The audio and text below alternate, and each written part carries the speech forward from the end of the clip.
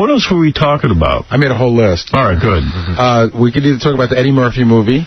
Hey, Gary went to see the Eddie Murphy Daddy movie. Daddy Daycare? And he was, again, at the movies, the X-Men became again, the biggest movie of the week. Yeah. Made like $45 additional million. Wow. This week. And Eddie Murphy's movie opened to like about $27 million, which isn't so bad. Yeah, that's crazy good. Shows you Eddie Murphy can still bring people in, because that movie without Eddie Murphy would not have done well, I'm sure.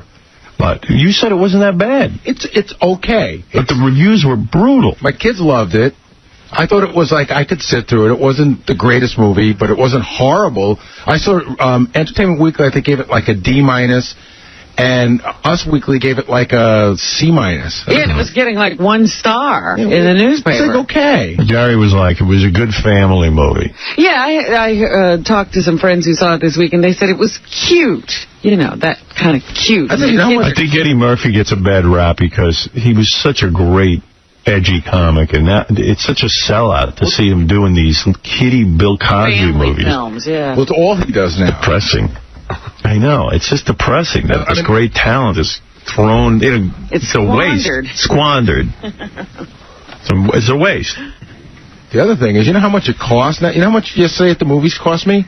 It's like $55. Wow. It was like... How many people? 4? 4 of us. It was like $7 a ticket or something. That was because it was earlier in the day. And then it was like $19 on... It's $3 a soda and like $6 for popcorn. And it was like another $4 to... You should bring your own stuff. Bring a couple of sodas with you and I always forget. How are you going to get it in there? You can. Sure you can. Yeah, they'll let you bring it in. It's $10 in the city for a ticket now. I know. That's they don't let you bring it in. Yeah, you could sneak it in. Nobody says anything. Why don't you make $200,000 a year? You're rich. We don't know that for sure. Yeah. I don't know what you make. I got a medium-sized Domino's sausage pizza in a movie theater once. I mean, why not just, seriously, I know it bothers you, bring some sodas. Just forget. Bring some popcorn. You can pop some popcorn. Put on your apron and pop some Jiffy Pop. Yeah, Mary's not going to do it. I forgot. You'll have to do it. What did you do for Mary for Mother's Day? Every small drink is $3. What did you do for Mary for Mother's Day? Did you take care of the kids for the whole day? No. Every day's Mother's Day. I got her gift. Usually you're the mother in that family. Got her gift. The kids. Me and the kids went shopping for a gift on Friday. We bought her a wallet. Wow, you're awesome. Bought her a painting. A wallet to put your money in? Oh, man. Such an ass. She got up, we made her breakfast in bed, and she took the kids to church. You do way too much, And we went out to dinner last night. I was like, wait. Bed. You took the kids to church? No, she took the kids to church. Don't go to church. Because God's not on your side, dude. Yeah, he doesn't believe it. It sounds like when you take your kids to see a movie like Daddy Daycare, do they look at that movie and go, what's odd about this? Yeah, our dad takes care of us every day. Mom just relaxes. How is this a movie? Why would they make a movie about Daddy Daycare? Our dad bathes us, puts us to sleep every night. Dad wouldn't know what to do. You know the funny thing about all this? I would care about none of this rap if Mary saw me the same way you guys see me. Well, breakfast in bed. If she saw me that way, if she saw me as like the greatest dad in the world, I'd be like, you know what? It's all worth it. All right. Today she doesn't. No. But that's You're still not any good, huh? Oh, my goodness. Right. I'm okay. But I shouldn't be running around looking for any medals. Wow. Whoa. Wow.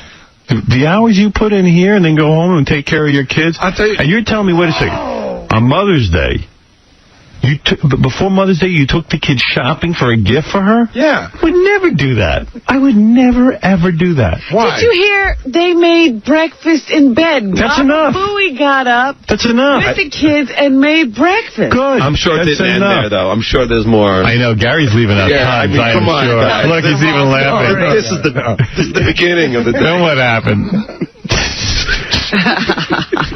No, it did end there. It's just it started on Friday because she went out to hang out with her friend on Friday. So I was with the kids. I got home from work at 4. Mother's Day to get away from you. And I had the kids still like... Friday night you watch the kids? Yes. That's From when we went 4 shopping. on? Dude, okay, you ready? Let me ask you something. Do you enjoy doing this? Yeah, to some degree, sure. Friday night, you know what I did? What? I went out to dinner, and then like every adult does. Or you could get a sitter. Why don't you get a sitter and go out and relax? Go have a few drinks, go to Scores. Or you know what? Have a sitter and go downstairs and watch some TV on your own. Have some alone time. I did. The kids were in bed by 9. Oh, my. Yeah, and what time did you go to sleep? You're exhausted. I went to bed like midnight. Oh, really? So you had 3 hours. And you bathed them, I'm sure. I didn't. Wait a second, let me understand something. You took your kids to a mall to buy Mary a gift? Do you want to know the rundown? Yeah. You want to hear the rundown? Yeah. All right. You had the worst situation. Yeah. I pulled through the driveway at 4:15 on Friday afternoon. Which, by the way, was a late day for us. No, that's about average. No, but I'm saying, Friday there was a lot going on, show-wise, so we had a lot to do. So he was working. And then it's a big pain in the ass to get home on a Friday. It's already 6 hours. It's already starting now. Rush hour starts at like 2 now. Right.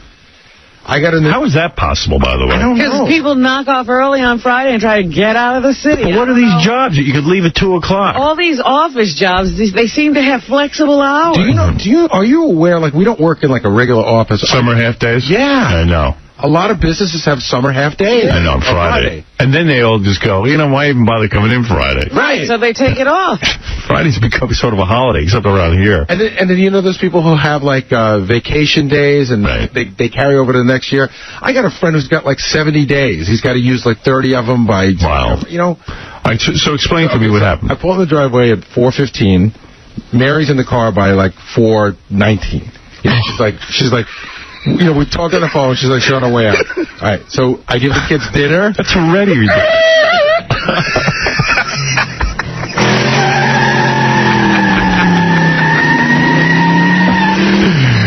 What a nightmare.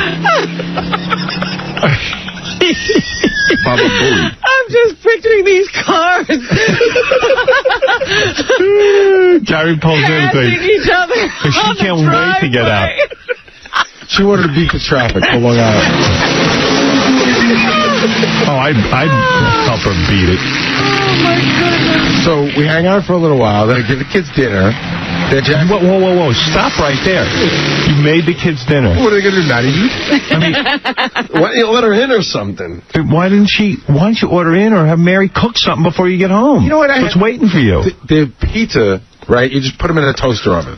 That's what you ate for dinner Friday night. No, pizza. I didn't eat that because I'm trying to lose some weight. What did you eat? I ended up eating sushi later on. I went and picked up sushi at the store later on. How's that going to help you lose weight? It's all rice. It's all right, dude. It's better than whatever. And sauce. How'd you do that with the kids? What do you mean? How'd you pick up the sushi? You go and you stop and you pick it up. So you load the kids into the car and go get sushi? No. I didn't stop at a restaurant. Well, what did you do? Did you have to load the kids in the car? Here, eat.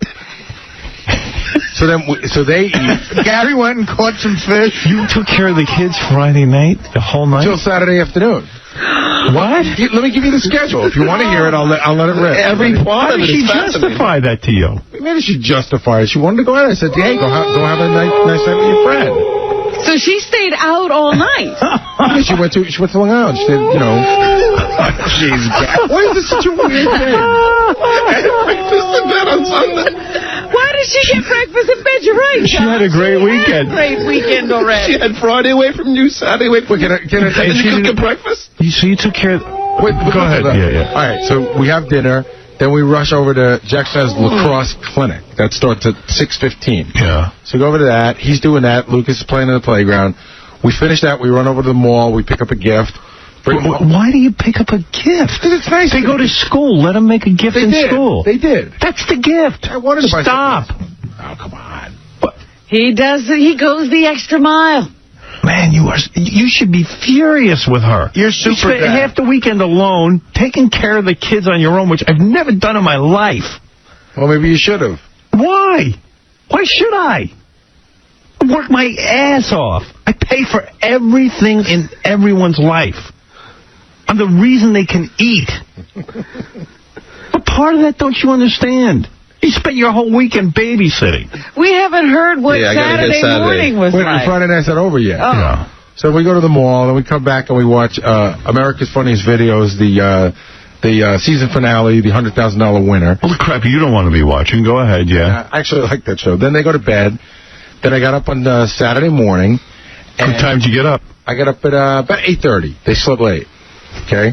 Got up at about 8:30. Thank goodness. But, breakfast, and then... you made breakfast. Yeah, well, what are they going to do, not eat?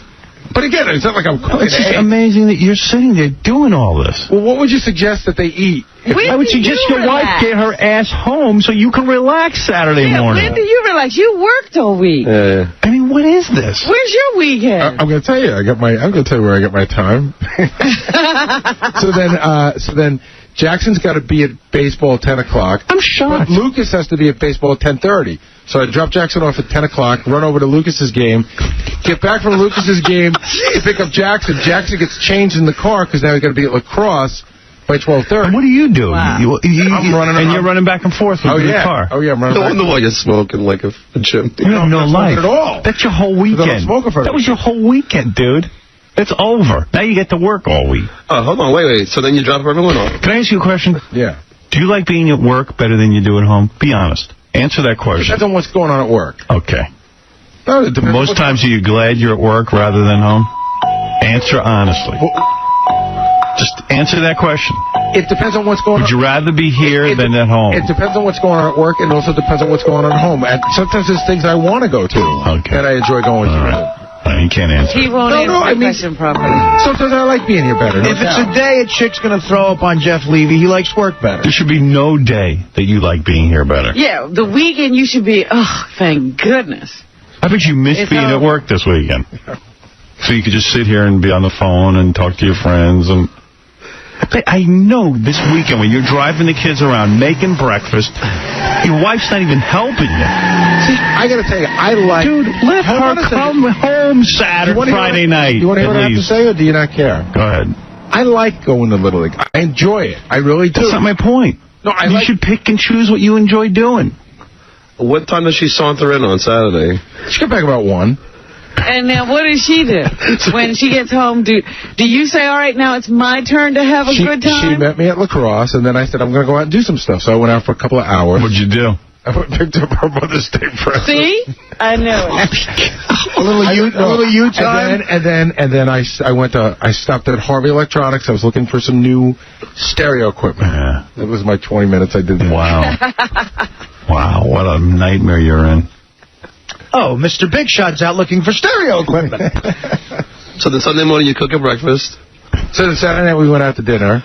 We got a babysitter. We went out to dinner with some friends. Wow. Mary gets to go out again. That's when you get the babysitter, when Mary comes home. I see. Right. I mean, listen, I could have got a babysitter for Friday if I wanted to. So you got up early for Saturday and Sunday morning? Yes, I did. This was Sunday morning. You got up nice and early. Wasn't that early? While Mary slept. And breakfast at bed was a bagel and a cup of tea. Yeah. Dude, And then what did you do the rest of Sunday? You didn't have any child duties? You didn't have any chores on Sunday? No, she went to church, hung around, came back, hung around. I went out, looked at some more stereo equipment at a different place. Yeah. Came back and we went to the movies, and we went to dinner. We went out to dinner. Okay.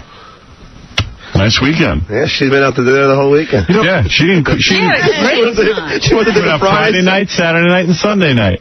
You know, I got to tell you, somebody. You know what? And she couldn't make dinner Friday night before she left. You know what somebody said to me about you guys? Wow. They said, dude, you think the same thing. With the exception of Fred. Yeah. I work with probably some of the worst boyfriends and husbands in the history of the world. Are you kidding me? You call Beth and ask her if she's not having a good time with me. Yeah, call Susanna. And I tell you what, call Allison, who I was married to for 20 years, and I guarantee you, she will tell you she had a good life. She never cooked a meal. A good life or a good time? She had a good life. She never cooked a meal. Granted, our marriage was troubled, but she never had to cook a meal. That was good. I mean, hey, she didn't have to do it. I don't know. If she's going around bad-mouthing me, that would be a shock to me, because I don't know that she had to do anything. Let's be honest about something. Yeah. Seriously. It was never an issue between you and Allison that you were in the basement in the office working a lot. No. It was never. It was not allowed to be. That was not an issue. Listen, I would have gone insane if I had to come home. I was with my kids and stuff, but on my terms. I wasn't sitting there doing baths and running around chasing them. And that was ever an issue for you guys? Never. You know what, Howard? It couldn't be. I would have gone through the roof. I work my ass off to support her. You're not addressing it correctly. You're saying that you wouldn't let it be. That's right. I'm asking you, in her mind, it didn't bother her. That's her mind. I didn't worry about it. You know, I worried about my mind. It could have been an issue for her. It wasn't an issue for her. Yeah, it wasn't going to be an issue for me. I was working my ass off. What I'm saying is, on my free time, I was writing books. I was busy writing radio shows. If she couldn't recognize my contribution, it would have been a big problem. What I'm saying is the fact that you were too busy for the kids and other things was not... Wasn't too busy for the kids. I spent lots of time with my kids, but when I needed to. I mean, that's when you wanted to. Right. And what happened? Well, our relationship as a couple fizzled. Where did that come from? Yeah. It happened from, it's just like the same, you've gone out with guys that, the boyfriend before Mr. X, where things, for some reason, go sour. Yeah, it's because you're not there. Right. No, I was there. No. All right, you were fine. in the house, you weren't there. But still, I was not going to sit there. No, I got what You're going to tell me you think your marriage is going to stay together because on Friday night you're babysitting? Why can't somebody else babysit? Somebody could have. I could have easily called a babysitter. Your wife can't make a dinner for you? She's home all day doing what? What did she do all Friday before you got home? I don't know. But the kids are in school. Make a dinner. What does she do? I mean, if you are going to take care of the kids, it should be kind of easy. Like, you shouldn't have to do... It was easy. Figure out how they're going to eat. Let me tell you something. The food, their dinner is there. Them eating pizza was as easy as me heating up whatever she would have made. And on Mother's Day... But why should the kids eat heated pizza? That's such crap for kids. That's what they eat. Tell her to make a nice meal. She makes a nice meal, 6 nights a week. Yeah, I don't hear a lot of that. Oh, come on. I don't hear you telling me that. You want me to? I hear a lot of heated meals. Give me the menu for this week. I will tell you the menu. All right. She made some great meals this week. She made something with fish. I don't know. You roll it up. Good. That's what she should do. But she did. Or get a job and contribute. She made fish rolls? I love them. Oh, man. That comes from Friday night. Yeah, the Friday night thing is, because that's, But how often is that? Your week, you should be able to kick back at least Friday night. You should put your feet up and watch some TV. What'd you do Friday night, John? Friday night I went out to dinner with my wife. Huh. And I have a nanny at night that'll sleep so in case. Yeah, but you didn't rush home, so you. No, but you know what the difference is? Saturday morning you slept late, I bet. Yeah, of course. I spend plenty of time with the kids, and I do it because I enjoy it. But if I said to my wife, listen, I need some time, she'll do it in a second because she knows that work. Wait a second. What? You wouldn't even bother saying you need some time. You would just take time. Yeah, I would say, all right, listen, I got a jog. Right. Later. I'll see you. I'm leaving. Gary, did you get any exercise this weekend? No. Your boys did. The kids got plenty. Wait, you're not entitled to a life? Yes, he did. He cooked. He cleaned. That's right. That's exercise. Dude, you got it set up all wrong. Dude, you come home. Should have said, where are you? This is what you would have said. She would have said, this is what you get in the driveway. Oh, Gary. Yes, Gary. Stop defending. You should have pulled in that driveway and said, excuse me. I would have taken the distributor cap off the goddamn car that she was supposed to take. And I would have said, excuse me, did you make dinner? No? Well, go in and do your chores. Then you'll leave. Last week you were just on the air saying something that she said to you that was pretty crazy, right? That was before we went to Vegas. Yeah, well, what she said. We covered that already. What'd she say? I forget. No, but he's saying, it's just, this is only once in a while. No, she doesn't go, you asked me how she goes away once. Why are you defending her? You know you're miserable. Because I don't think it's that big a deal. Okay, then fine. I genuinely don't think it's... She was gone from Friday at 4 o'clock till Saturday at 1. You guys make it sound like she took a year off and abandoned the kids. She didn't abandon the kids, she abandoned you. She had the kids covered. Didn't she say after you babysat the kids, cooked and bathed them, and then she said the least she could do is take out the garbage? That was like last year. Get out of here. Do you want to live this way? You're not a great husband. You guys are the guys with the power. All right, I'm not the one smoking and overeating. But wait a minute. How does she figure he's not a great husband? He's saying she still doesn't think he's doing enough. Of course she's got to say that, because she got to keep him in the loop.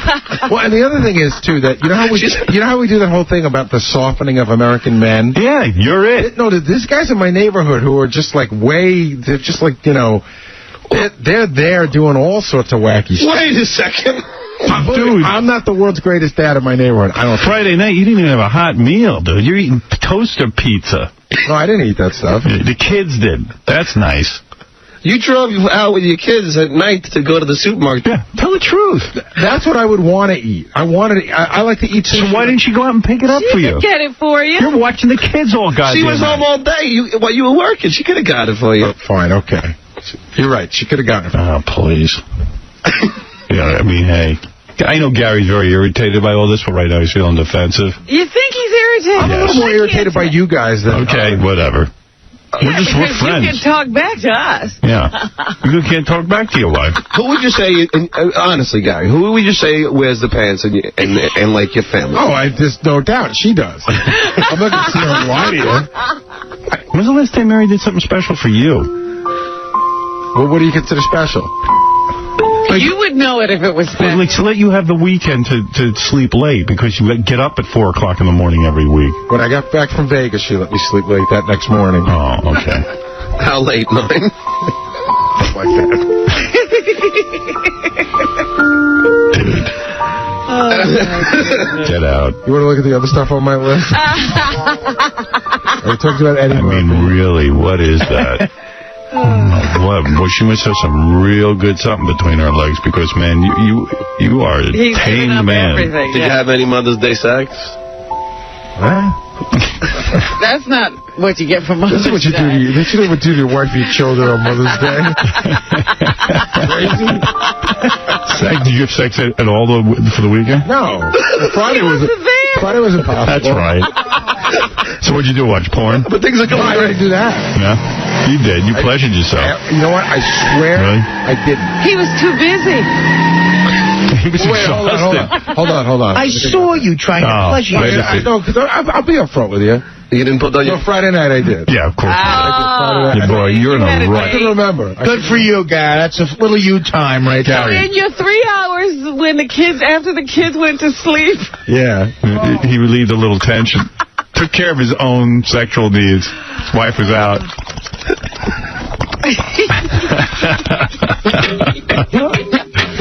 It's over, man. You've been saying that for a long time. Baba Booey. No, I mean, it's just over your life. Keep smoking. You don't want to live a long time. You need to go home with a big, like one of them Ralph Cramden speeches. It's over. Have you, after all these things that happened on the air, have you gone home and said, No. Mary, come on, things gotta loosen up a little bit? No. A man's house is like a ship. Man's house is his castle. Well, hey, I'm sorry, man. Happy Mother's Day. Don't be. I am. I'm sorry for you. I really am sorry for you. I'm not saying that in a joking way. I'm saying I'm sorry for you. Well, I know it's going to come back in, he's going to be rewarded incredibly on Father's Day. Right. In my next life, when I come back as 70 virgins. No, I want to hear what happens I can't on wait to hear what she does for you on Father's Day. What was your last Father's Day? I can't. Jesus, that was a year ago. I said, Father's Day, she's going to get back by noon on Saturday. And you know what the funny thing is I'm really starting to rethink this whole process, this other thing. You know, Stunner and John and I are going to Amsterdam for Heineken, and we're bringing the wives. And, you know, the guys at Heineken, they're not stupid. There's no trip unless we go together. And I realized that John will come back with a legal pad full of notes after 4 days with us that are going to be frightening. I can't wait to see the dynamic. My dream Europe trip is now just John following me on vacation with a pad. Right. Good. I want to know what goes on. In Amsterdam? But I realized that John will be, John... My favorite memory of Mary... You notice his dust. My favorite memory of having dinner with Mary was when Gary was doing one of his long stories. She goes, as soon as he shuts up, I'll say something.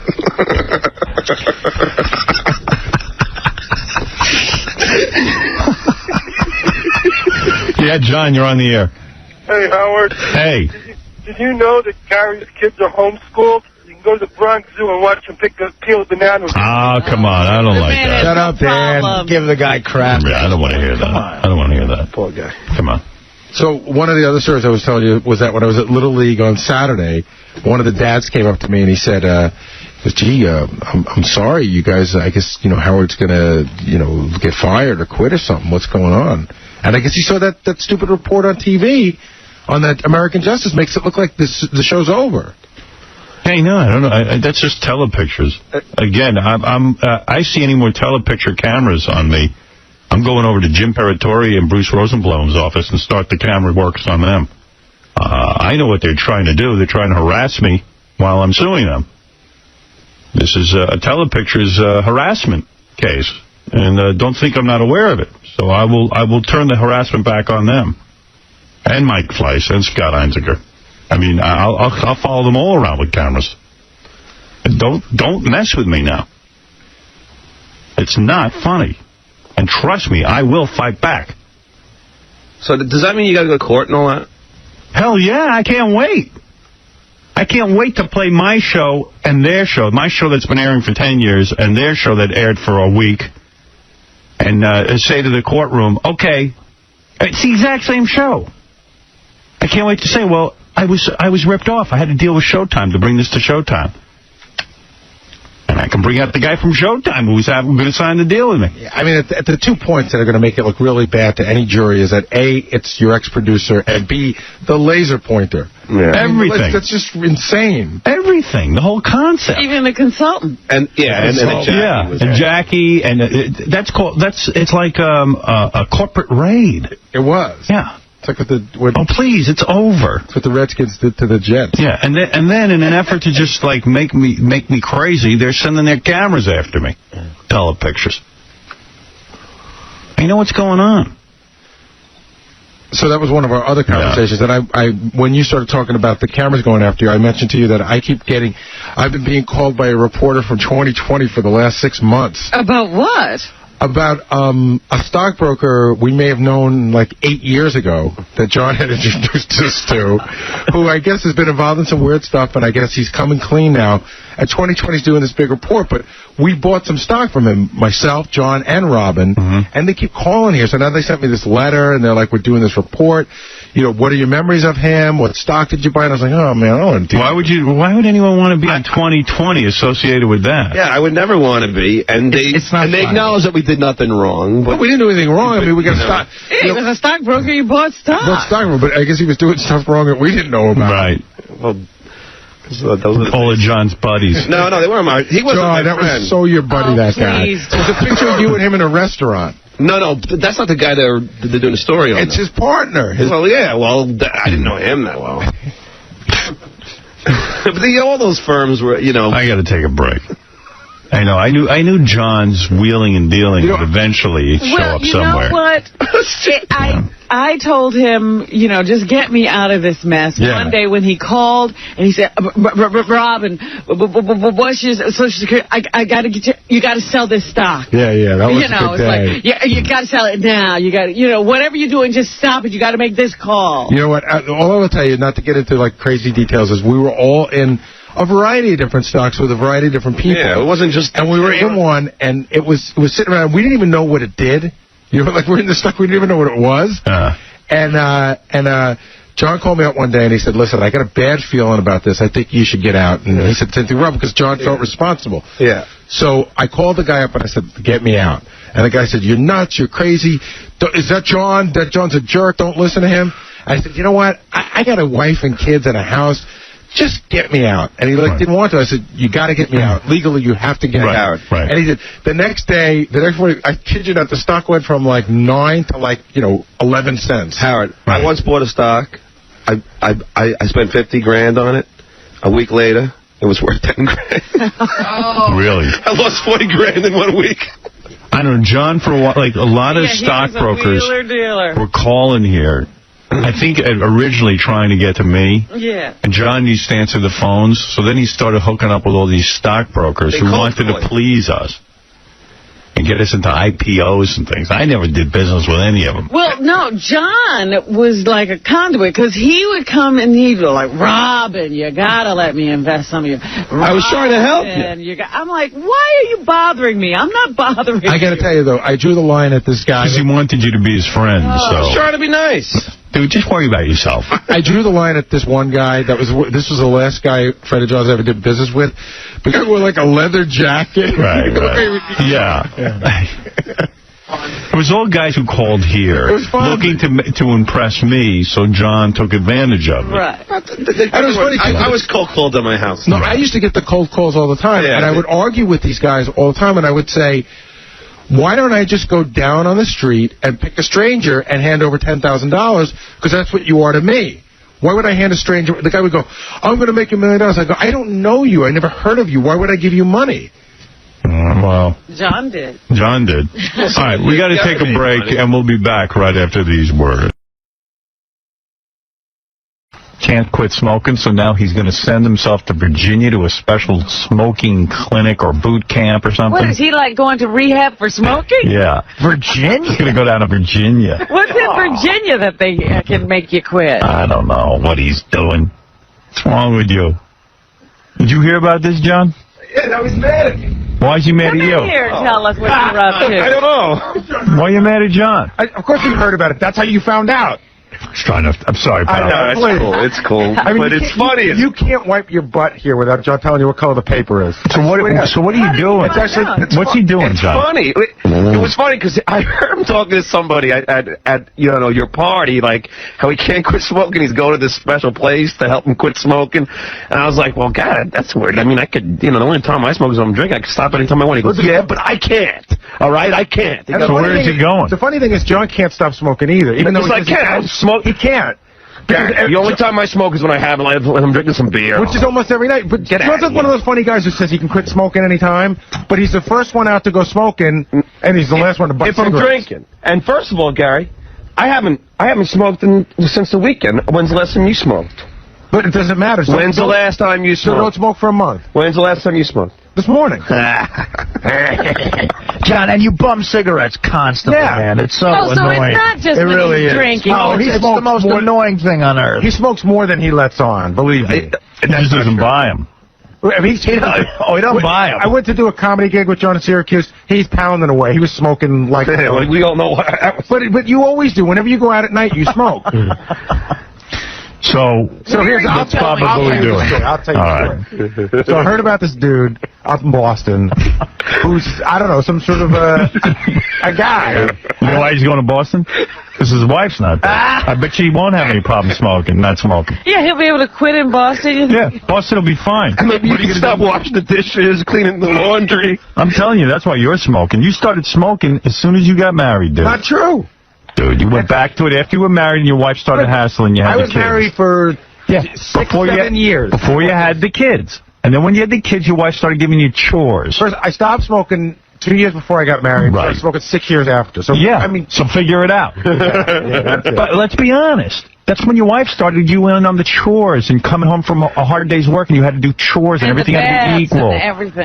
And the beds and bathing the boys and reading to them. Waking up on Saturdays. And you had Friday off. I'm going Saturday all day. You know, you should, when you quit here, you should definitely become a psychiatrist. Yeah, because I know what's going on. Exactly. And then he can help you to stop smoking. Now, wait a minute. So you're going to that guy in Boston? Yeah, Not Virginia. Okay. You know the guy I'm talking about, I right? do, yes.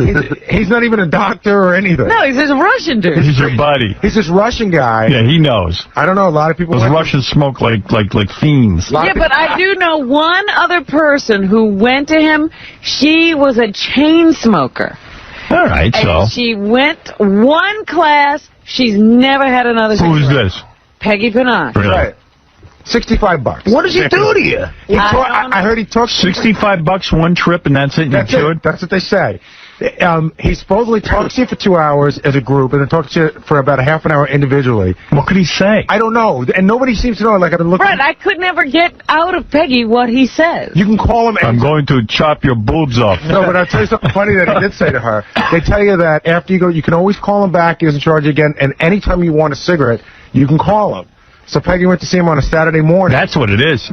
If you want a cigarette, who wants to speak to some Russian? Right. So she would, the idea that phone call keeps you from smoking. but she went to see him on a Saturday morning, and that night she went to a party, she really wanted a cigarette. So she called him, and she goes, listen, I'm dying for a cigarette. And the guy just started yelling at her. He's like, you're dying? People in Russia are dying. You're not dying. And he yelled at her, and he just hung up on her. That's what he says? Yeah. Sounds like my mom could be in this business. But she has not had another cigarette. Well, no, she has. She hasn't. She hasn't. That's true. No, she hasn't. She hasn't smoked. She hasn't had another cigarette? I think it's been like 4 years now. At least. Long time she hasn't smoked. Wow. There's a whole group of people going with me. Who's going? My cousin's going with me, and then there's people that may not want to be mentioned. So I'm not going to say who they are. But people you know. Why don't they want to be mentioned? I don't know. I don't know if they want to talk about it. People he knows? Yeah. Who could it be? Who wouldn't want to be mentioned? For going to not smoke. Why, their parents don't know they smoke? Some people may not want to talk about it. No. If they want to talk about it, they'll come in. Right. Oh, they're here? Scott? Well, I mean, there's an obvious choice. Oh, Robin Rosinski. Yeah, every once in a while I have a cigarette and I hate it, and I hate smoking them, and they make me sick, but I'm still compelled to do it. So I want to have that desire removed. Robin's quit like 5 times. I mean, she quits for like a month or 2 at a time. I didn't even know Robin smoked. Tom Chisano's going? No, I just... Peggy smokes. Oh, she does? Yes. Oh. Peggy smokes now? She does. Peggy hasn't smoked it. What? Oh, I think something's going on. Yes, Tom, a dick. Why, you're not supposed to say that? I guess. I don't know. I didn't know. The Russian's going to call it out. You didn't make a call. You smoke. So it doesn't work. I wasn't invited. Scott quit smoking this week, but No, I didn't quit. He only brings 5 cigarettes to work. That's not going to work, douche. I'm just trying to Scott. wean myself. Scott. Yeah, but how many times have you weaned? Can I tell you something? I got to stop. I really do. If you wean, cigarettes only get worse. So in other words, even if you cut down to 5, you got to either cut it off Build back up. or not. The idea of those patches, it's nicotine. But Scott, haven't you've done the cigarette with the holes in it so the smoke can't get to you? You've done everything. I'll tell you how to quit. Every time you look at that cigarette, realize it's your baby bottle, you big baby. And you know what? Get some self-control. Pull yourself together. I know. That's all. It's like Artie standing there with the Jack Daniels holding it like it's a baby bottle. And after I go see the Russian, After I go see the Russian, I'm totally willing to do that bet with John. So you can go longer smoking or no drinking. Well, at least I don't need a Russian. Yeah, because you still won't stop drinking. You won't. You're a drunk.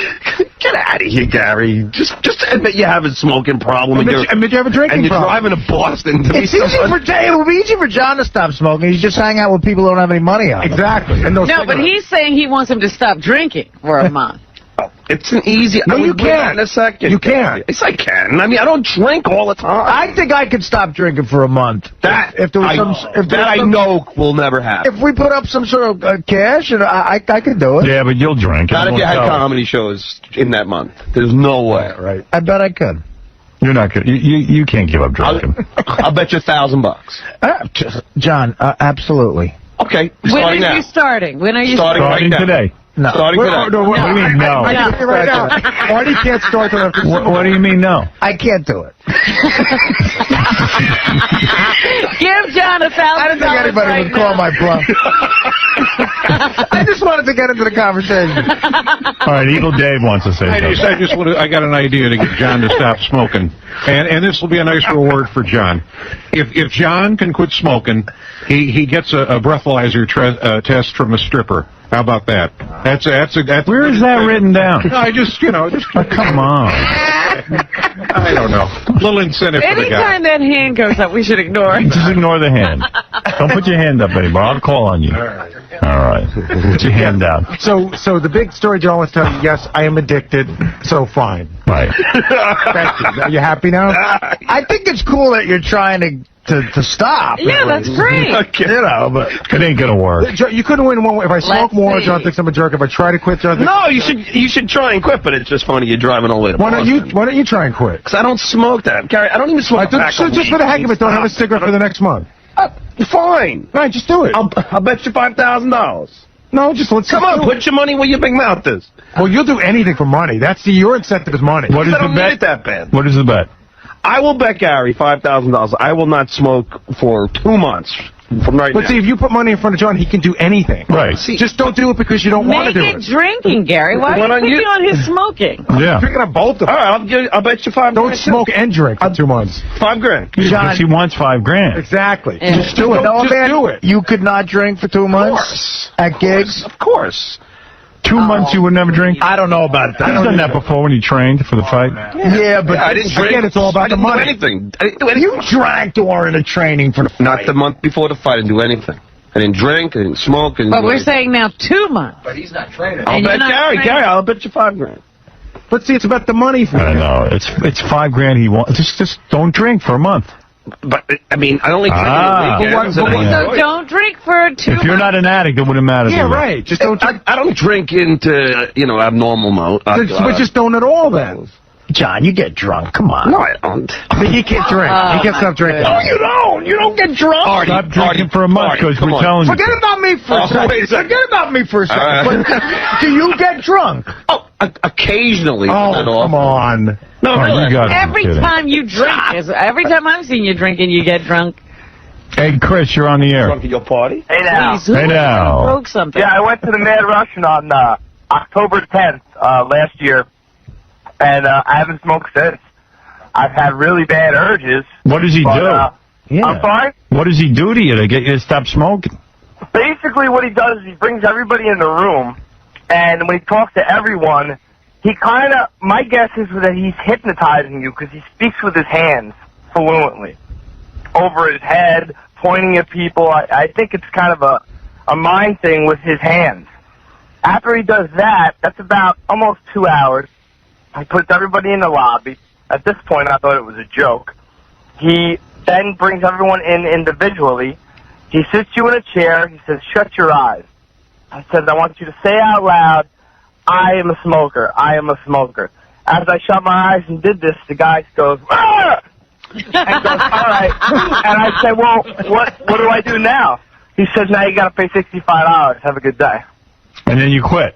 Quit. I've not smoked since, but I smoke 2 packs a day. Yeah, this guy was actually profiled on 60 Minutes. Yeah. I think. Really? Yeah. My mom had actually So, talked about it. sir, say, I am a smoker, I am a smoker. I am a smoker.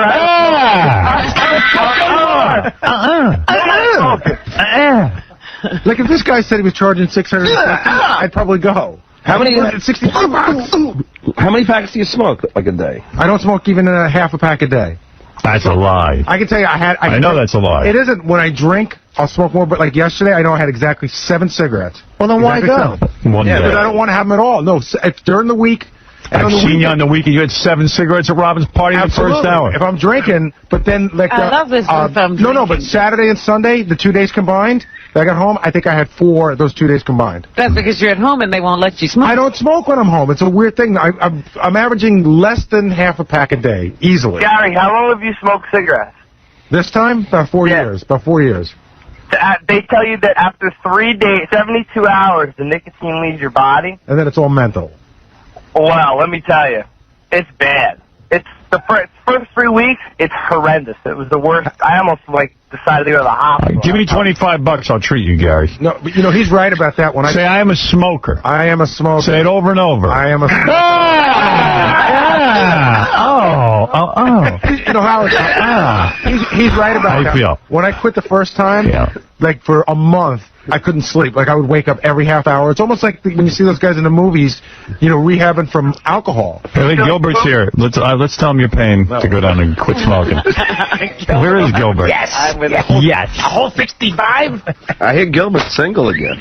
Yeah, Gilbert's single. Really? He broke up? He or dumped she, that No, cute girl. I think she She dumped must him. have dumped him. Come on. Well, here's what happened. Who's he dumped? I saw her. I ran into her at a party. Uh-huh.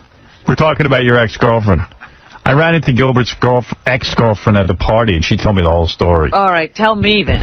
I'll fill you in. I didn't even know what she was doing with Gilbert, but... Hey, Gilbert. Gilbert. And how long did it last, anyway? How long were they together? How did his parents know to name him Gilbert? Isn't he perfect? Perfect. They knew. He trained a comedy genius. Clarence was taken. Did your parents, because your parents are old Jews, did they have to use the G. Is there a relative you're named after? I know a lot of Jews do that. Yeah, no, I have no idea where it came from. Did you ever ask your mother? No. Was I named after someone? Why did you name me Gilbert? I have no idea. You never asked your mother? No. Do you speak to your parents? No. Do you have conversations? Wasn't Gilbert a famous gay convict? That's why you're dressed like a gay convict today? So, Gilbert, what I heard is that, and maybe you guys heard this too, because that chick you were seeing was real cute, blonde. Like, I don't remember seeing. Loves Gilbert, okay? He's been banging her for years. How long, Gilbert, was that relationship? How long was the relationship? Oh, I have no idea. 4 or 5 years. About 5 years. Yes. All right, okay. He knows. He can't answer anything. Yeah, that's his thing. Yeah. He thinks he's on I Hollywood have Squares. no idea. That's why Hollywood Squares is good for him. Right. Yeah. Yes. Yeah, they don't ask you anything. So anyway, this chick, I run into her. Every time I see her with Gilbert, she's like all over Gilbert. Him, yeah. It's freaky. It's weird. Can't believe you're right. Can't even believe your eyes. Believe he must be paying her. Yeah, like the Russian yelled at her and then hypnotized her. Not to stop smoking, but to love Gilbert. I'm dating Gilbert. I'm dating. Keep saying over and over again, I'm dating Gilbert. So anyway, I see the chick. What's going on? Oh, Gilbert and I aren't together. I go, what happened? I love Gilbert. He's fantastic. But what's the big but? But she's like, you know how Gilbert is. And I go, I know. Like won't take her anywhere romantic, won't be romantic, won't say I love you, Won't commit to anything. won't commit to anything. Other than that, I'm perfect.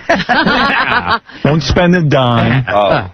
Did they go on vacations together or No. anything? Nothing. Nothing. She said that he's ill. Like, you know. He's ill? Ill. What do you mean ill? Like this is a sickness with him? His cheapness is a sickness. I mean, it's really disturbing. Like in his apartment, he's got like boxes and boxes of shampoo that he bought on sale once, and he buys them in bulk. So way to So what's decorate. that about them? That's great. And it drove her crazy. Yeah, like he wouldn't like pay for dinner. She had to pay for every dinner, Gilbert? Yeah, like I'm like 1 inch away from like putting pages of the Bible on my wall. But it was really weird. Like Chicken blood. So I said, he won't pay for a cab even. Oh my yeah. goodness. So I said to her, Like someone else I know. it sounds like you were waiting. Won't pay for a cab. Yeah, John, you don't pay for a cab. Don't worry, he's such a liar. Everyone else seemed to get what I was talking about. So anyway, the girl was like, I think she like hung around a long time. She definitely was in love with Gilbert, but she was kind of like, I think I got tired of waiting for Gilbert to change. Right. Like to give in a little bit. Yeah. It wasn't going to happen. Any progress at all. Yeah, there was no progress being made. It's tough loving a guy with 20 cases of Alberto VO5. Howard is dad with Gilbert. Like, what kind of shampoo was it, Gilbert? It was, toothpaste too. Brack toothpaste. Tons of toothpaste. He buys like toothpaste. Oh, this was it. I'm sorry. Every hotel he goes to, he takes all the shampoo and conditioner out of the hotel in the hotel room and brings it home with him. Like all the little soap, all of it. She says he has bins. That's because they won't fit my... He's got bins in his apartment full of these shampoos and conditioners. Gilbert, let us into your apartment to film. Yes. Come on. Yeah, we got to see Come on, we want to see it. But Howard, ask Gilbert, Gilbert, do you own your apartment? Do you own it? What? Oh. Do you own your apartment? No, it's like a rent no. control. Did you own a car?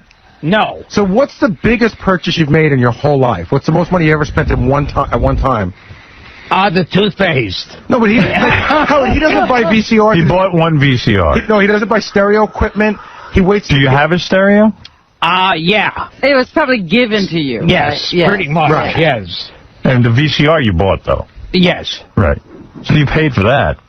Well, that's what? Well, my last VCR I bought, the other one was actually given to me. But he doesn't make big purchases. Like he makes money, but he doesn't spend it. Why do you think you don't spend money? I did a show for a guy at Panasonic. You did. You know what it is? I know what it is. What? I think Gilbert's mom and dad were very, very poor. If I can play psychiatrist here for a minute. Can we have some music? No, but I mean like poor, like... Dirt poor. And Gilbert has always felt inside that he... Patches where the pen is on your son. Gilbert hates aspects... Gilbert can't stand his mother and father. Only you can... See, I'm getting to him. I know. You must be getting a chord. Start all over. Gilbert has, bad thoughts about his parents, and he feels guilty about it. So what he does is he punishes himself, and he's taken on his parents' affect of this cheapness, because they probably went through the depression. Well, he's probably still blaming them. The reason he can't enjoy life is because they never enjoyed life. Gilbert, I'm going to say something to you right now. I'm going to be Dr. Phil. Oh, okay. It's okay to have negative feelings about your parents. Wait, you have to have the Western accent. Gilbert, it's okay you understand? for you to hate and love and have full range of emotions. What makes you think they're Jew parents? Your poor Jew parents. You should hate them. But Howard, I think Gilbert lived with his mom for a much longer time than most people because that didn't cost anything. Yeah, when did you finally move out of your mom's house? About a week ago. No, come on. Tell the How truth. old were you? Were you like 30 or something? How old were you when you moved out of your mom's house? I don't know. Oh, you know plenty. I'm pretty sure it was over 30. 45. He had to get rid of his mother. There was no more room for the Holiday Inn conditioner. Chauncey, you're on the air. Go ahead. In New York, there's always a party every night. There's always like a PR party for some sort of event. Right. Every one of them you'll see Gilbert at, and every time you see him, he has a knapsack. And I swear on my mother's life, he goes around at these parties and loads the knapsack up with everything at the party. I've seen it. It's true. Yeah. I've seen it. We know you take food from parties. Everyone knows Gilbert. Yes. No, It's for a guy with a knapsack. It's Chauncey. He goes to all these parties. Like I scoop lasagna and put it. What do you stain at all? What do you put in the knapsack? Do you ever feel embarrassed doing this at a party? Taking things? What, taking hot dogs? Yeah. No, but I mean taking like little salt shakers and Maple syrup he took in the plane, a little half bottle. That's amazing. I just used that up recently. Howard, Someone gave him a waffle? I would love to have him empty his knapsack when he's leaving the party and see what's inside it. Artie and I Burn your fingers. Artie and I took Gilbert out to lunch, and he would only come if we said up front that we were going to pay. So we're at the lunch, and What do you mean? How did you enjoy their company? But how did he? It has nothing to do with the free food. But how does he? But how does he say that to you? Because I say to him, Gilbert, do you want to come to lunch? And he doesn't answer. He goes, I don't. And Gilbert. And I go, Gilbert, we'll pay. He goes, definitely, I'm coming. So we're sitting down at lunch, and then I go, Gilbert, how are you getting home? Because he lives like, I don't know, 30, 40 blocks away from Jersey, where we're eating. And he goes, I'm going to walk. I go, why? He goes, I love walking. It's nice to get. I go, Gilbert, I'll pay for the cab. He goes, well, I'm coming with you. Wow. That's So you don't walk here, do you? No. When you're coming here in the morning? I'll tell you exactly what happens. What are you promoting today, Gilbert? Caroline. Caroline sent the car. Yeah. Oh, okay. Yeah, absolutely. In fact, the one time he did us a favor, he came on for Hollywood Squares, so we got up at the last second. I paid for the cab. Right. Yeah. Which is fine. I mean, I would love to. But I'll tell you, I introduced him to a friend of mine, Howard, some years ago, who worked at a book company. And she gave him a card, and she said, Gilbert, I'd love to talk to you about a book one day. Gilbert called her the next day, and he said, would you like to go to lunch? She said, yes. He said, are you paying? She said yes, and then he said, would you give me oral sex? And she said no, and they went to lunch, and, she paid. Well, He gets everything right up front. Might as well throw that in. You're not embarrassed saying, would you give me oral sex? And he didn't use I those. was more embarrassed about the lunch. Valerie, you're on the air. Yeah, well, the girlfriend broke up with him Well, because it she couldn't doesn't take bother it. him to lose the girl? Are you upset to lose your girlfriend? No. Hello? Valerie, go ahead. You're on the air. I had been on the show a couple of years ago, and I had sense of fashion that said that I would be Gilbert because you guys made fun of him all the time. I don't understand a word you're saying. You're incoherent. You're talking. I'm calling myself up. Yeah, well, you better talk clearer and make more sense. Did you say you slept with Gilbert? No. Yes. You did? About 4 or 5 times. Now we know she's lying. No wonder you're insane. No. Absolutely not. Absolutely not. When did you sleep with Gilbert? How many years ago? 91, maybe? Wait a second. Is this the girl? Did you sleep with me, too? Wait. Is this the girl we both slept with? Hold on. If it is, she's hot. Is she? If it's the same girl. Okay, do you remember, Howard? You had a show where you had Sounds 3 like our girls. apartment's on fire. I think this is the girl. This is the girl. Killing herself. Hey, Valerie, did you have sex with Stuttering John as well? Yes, I did. Yeah, she's smoking. So she's very but she's Huge mental. D-cup, real boobs, tiny body. So why'd you dump her? Is she mental? I was, it was just a one. I banged it twice. She's got quite a resume. But then when she was telling me that she was banging Gilbert, I was like, totally like, oh no. You were like, oh, you're a loser. Oh, I was in your John very thinks first... you're a loser. Yes. Who else did you bang? Hervé Village? Why did you bang? Me. Well, let's find out. Why did you bang Gilbert? Because I liked him. You liked him. And Yeah, what? funny guy. And why did the relationship end? I mean, it sounds like you're beautiful. I stopped calling him. He was, it was meet me in the city at his place. He'd have like a yogurt and an apple. At least you fed him. He must have liked you. But wait. Here, have a yogurt. I bought them in bulk. I wasn't even offered the yogurt. I bought the yogurt in bulk. She was on the Channel 9 show. Wait a minute. You say he didn't even offer the yogurt? No. It was. I happened to be standing in the kitchen when he offered me a glass of water and saw the yogurt. Wow. So then, and then what do you do? Like, you'd come over, he'd bang you, and then tell you to leave? No, he wouldn't tell me to leave. I'd have to leave because I had to go back to the island on the train. But I have to say, in his defense, he's a very good lover. So you Say that again. Always, wait. All guys who look like me or Gilbert, we're all good lovers. We have to work at it. Yeah. Well, he worked at it. What was his best thing? Was he good at, Oral? I don't want to embarrass somebody. No, go right ahead. He's already embarrassed. Yeah. Spanking. Spanking? Yeah? Oh, Whoa! I don't remember this. you freak. Did he pull your hair? No. It was. But he liked to paddle you, huh? He paddled your ass. What was his mother doing while he was spanking you? So, say again And who Howard. I was. It wasn't. Gilbert, do you remember who I am? Mm-hmm. Gilbert, why no more with her? I don't know. She was just too picky having the yogurts, the apples. Too expensive. Yeah, she seemed using up all your shampoo? Yes. Yeah, she seemed very picky. She was still living with her parents when she was with Gilbert. So was Gilbert. Yes. I think she was like, John? Can I ask you a question? Who was better in bed, John or Gilbert? Gilbert. Howard, I was 20 years old. So what? You should be great. Yes, that 20. How can you be better? The Channel 9 show days. Gilbert is better than John. Oh, she's lying. That's rough. I made you orgasm. What See, was now that? all of a sudden she's lying. Yeah. Wait, I didn't get you to orgasm? Up until now, Yes, everything you was did. true. Now it's a lie. Oh, no, it's okay. As long as I got an orgasm. She has her opinion. Gilbert was better.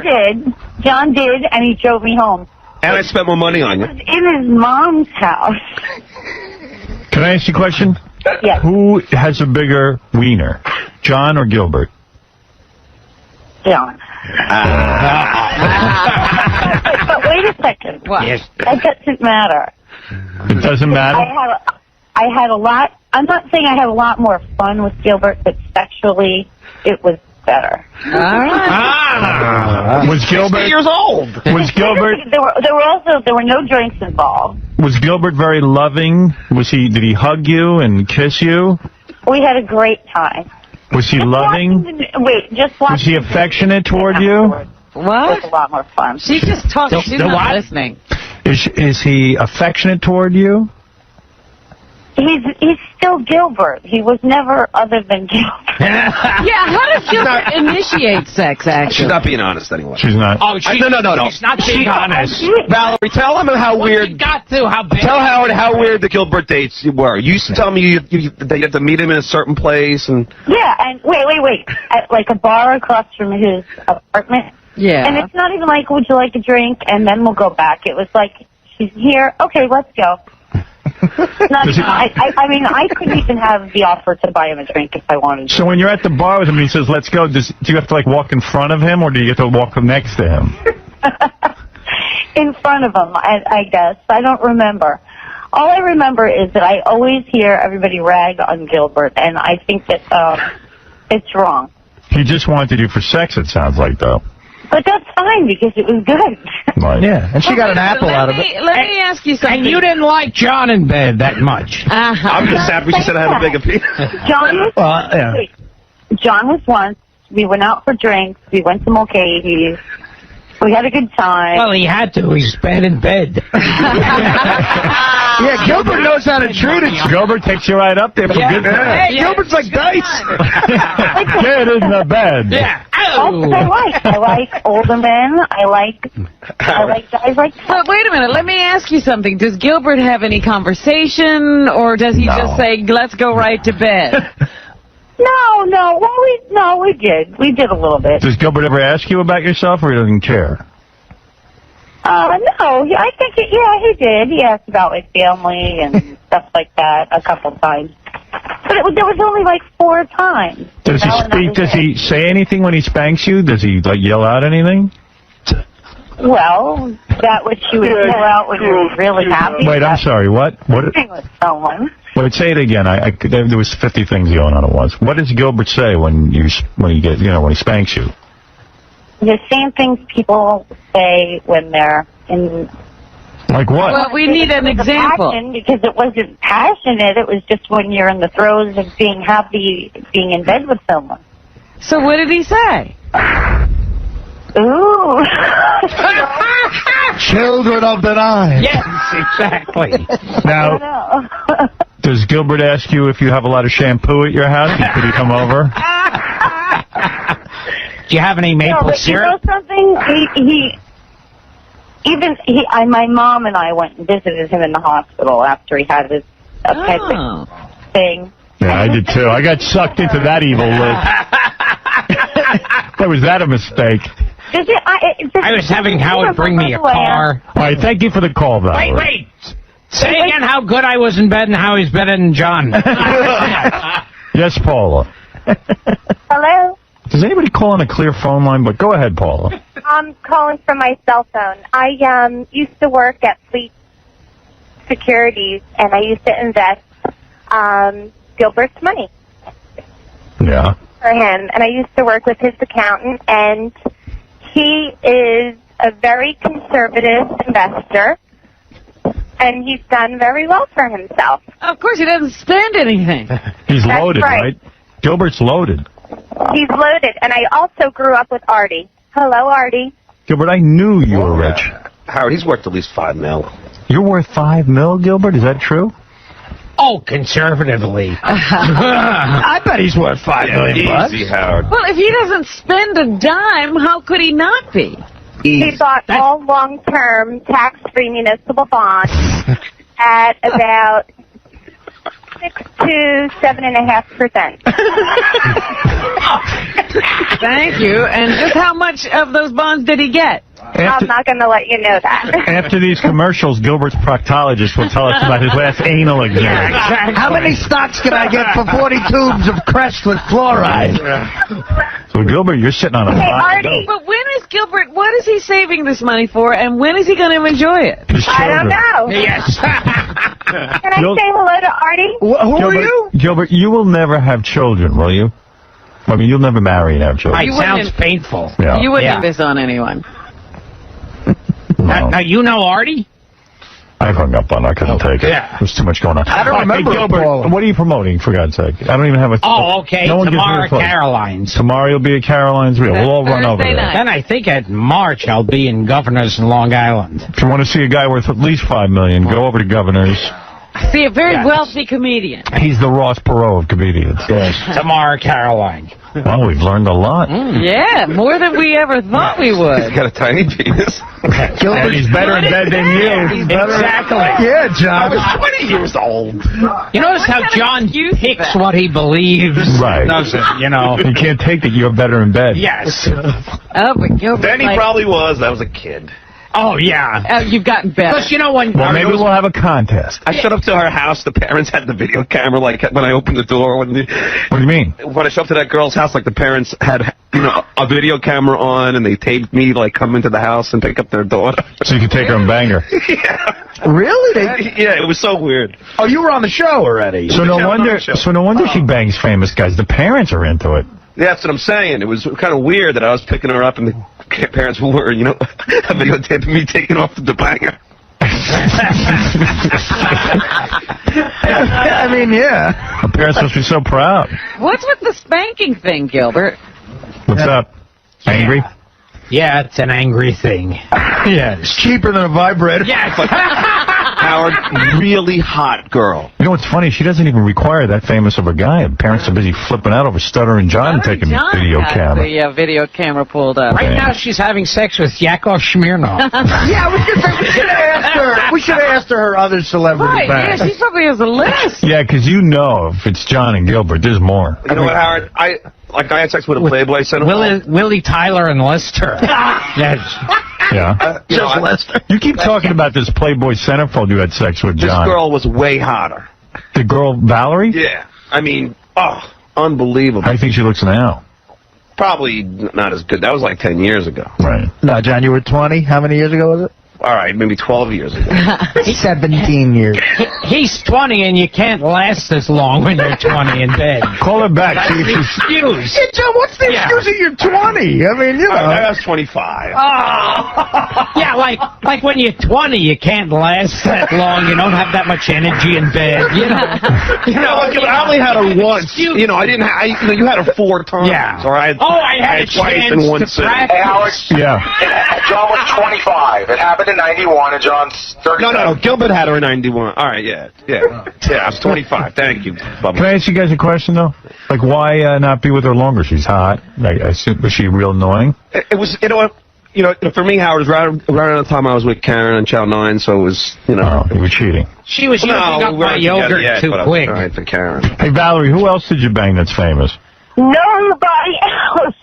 Come on. How come you never got married? The guy who played Rerun? Married, and I'm separate. Are you separate? Are you still good looking? Hell yeah, better look. The guys are saying you're as hot as a Playboy Playmate. I am better looking now than I was. Meadowlark Lemon. What? Well, if Beth ever dumps me, I'll bang you. You're like D-cups. John said he wasn't as good in bed because he was in his 20s. I might have. I was double D at the time, but I'm not anymore. You're not a double D anymore? I'm trying to hear. I'm here like now I'm like a D because I've gotten smaller. Howard, do you remember your very first Miss Howard Stern pageant? No. The first one, Channel 9? No. Would you still do Gilbert? Yeah. I'll be right over. Well, Gilbert's free again, and you're free. And this chick's 44 now. Yes. I'm 32. 32, that's it? Yeah, she's That's young. it. Wow. She was 18 when she was with Gilbert. Oh, no. I would come and show you what I look like, but I know that you would say, oh, no, she's not that good, because you guys always say that about every... No, we don't. No, come in, honey. Let's see you. Come on in. When? What's with your parents taking videotape of Stuttering John? Yeah, wait. That was a joke, because John would always run up to everybody with the camera and start asking them stupid questions when you'd send them out. So my father, being the pothead that he is, would say, hey, this is so funny, let's do the same thing to him when he walks in the door. He's way involved. I see. No wonder you're banging these guys. Did you tell your dad that you banged me? Did you tell your dad you banged Stuttering John? He must have been very proud. And he's got him on tape. Yeah.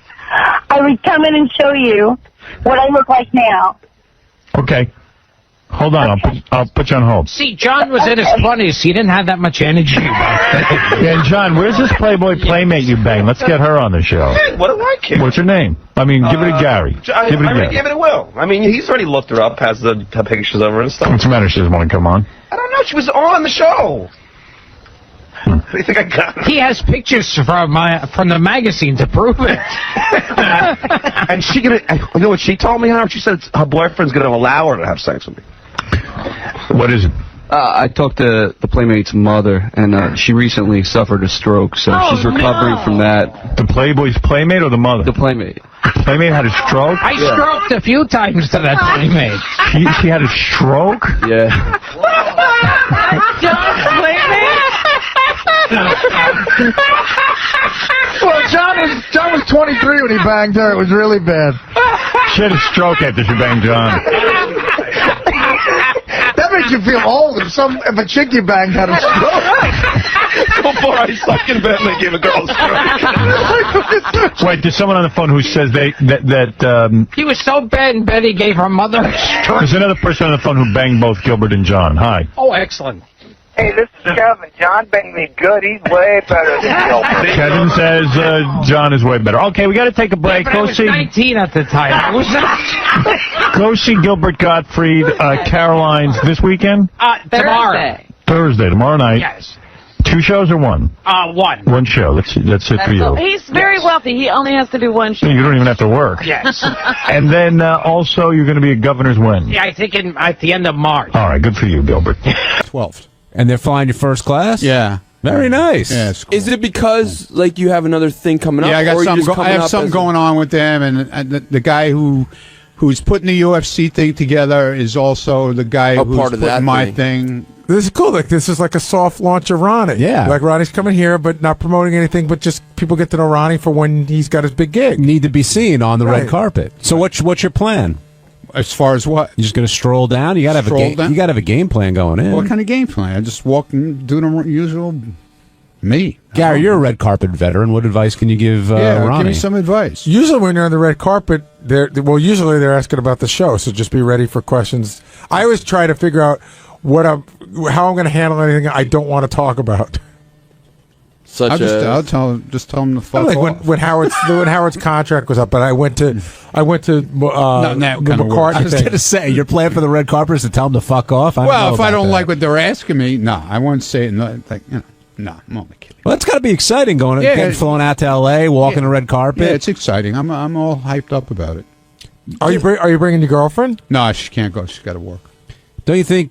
I can't see Jillian not having him. I know there are 2 other people in other decision-making process. Oh, then he put up one also that I should be on Jimmy Kimmel. You know, hey Jimmy, he's coming out to L.A. You should put him on the show. You know, Jimmy could probably work you into a bit, but I don't think he could book you as a guest. Yeah. I think that, believe it or not, Good Day L.A., they have like authors and actors on, and I know Jillian could do 8 minutes with Ronnie in her sleep, but I don't know if she could talk the rest of the people, the producers, into putting you on. Right. Yeah. Hey, you got any other plans while you're out there? I'm going to see some friends. Because mostly I got just one thing going on, and then the UFC thing. So I'm getting out there on Thursday, so I'll have some free time and see some friends out there. Well, good luck with that. Yeah, thanks. Hey, it's Gary Dell'Abate. On Tuesday's wrap-up show, we talked to Benji, because Benji brought in his new friend, his girl that he's in love with, that wanted to perform. So we talked about how wacky Benji was acting. He couldn't eat breakfast. He hung around all day doing her sound check. Then we all tried to give advice, and JD even stepped in to give advice on how not to be a friend to a girl. Here's what happened.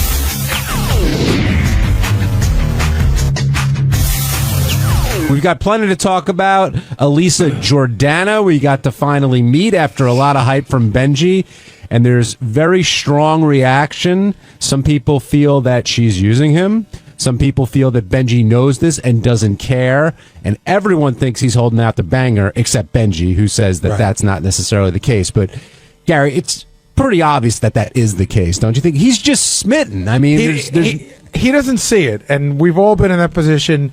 But he's like, no. Even if she never sleeps with me, this is somebody I could be around with the rest of my life. But I think we all sort of know in a year she'll be gone. She'll be with the chick he went to the Christmas party, wherever she ended up. That is who is the greatest person ever and really a sweet girl, and we're gonna be friends forever. But will they remain friends? And I asked that because Marianne, who's been calling in all the time lately, his friend Marianne, they're still friends, and Benji's kind of went through this period with her. I like that Marianne calls him, by the way, because we get nothing out of Benji. So she tells us what's going on, and I love when Booker in the cat suit. Yeah, well, not only that was funny too, but even like saying how Benji used to always talk to her, and Benji wanted to have sex with her, which of course we know because we're men. Now, and Will, maybe you should come down to talk about this, or Jason. How crazed was Benji leading up to this? Oh my God! Appearance. Oh, here's a good one. Doug comes to me, Doug Goodstein from TV, and he says, "We order Benji's breakfast every morning. He's never missed breakfast ever. He didn't come in until after she was done to get his breakfast because he was too nervous to eat." Ugh. I know Will said that he had sent some notes about her, which makes sense doing the research, but he was sending out yesterday. He sent out a whole bunch of links to her songs and videos. Got that. Then he was hanging around here doing her sound check. Then he was walking her around the station. Went on Jenny Hutt's show to promote that she was going to be on this show. Which, again, I said I don't know whether Jenny Hutt has 5 listeners or 5 million. It doesn't matter. He got to throw her in front of a microphone.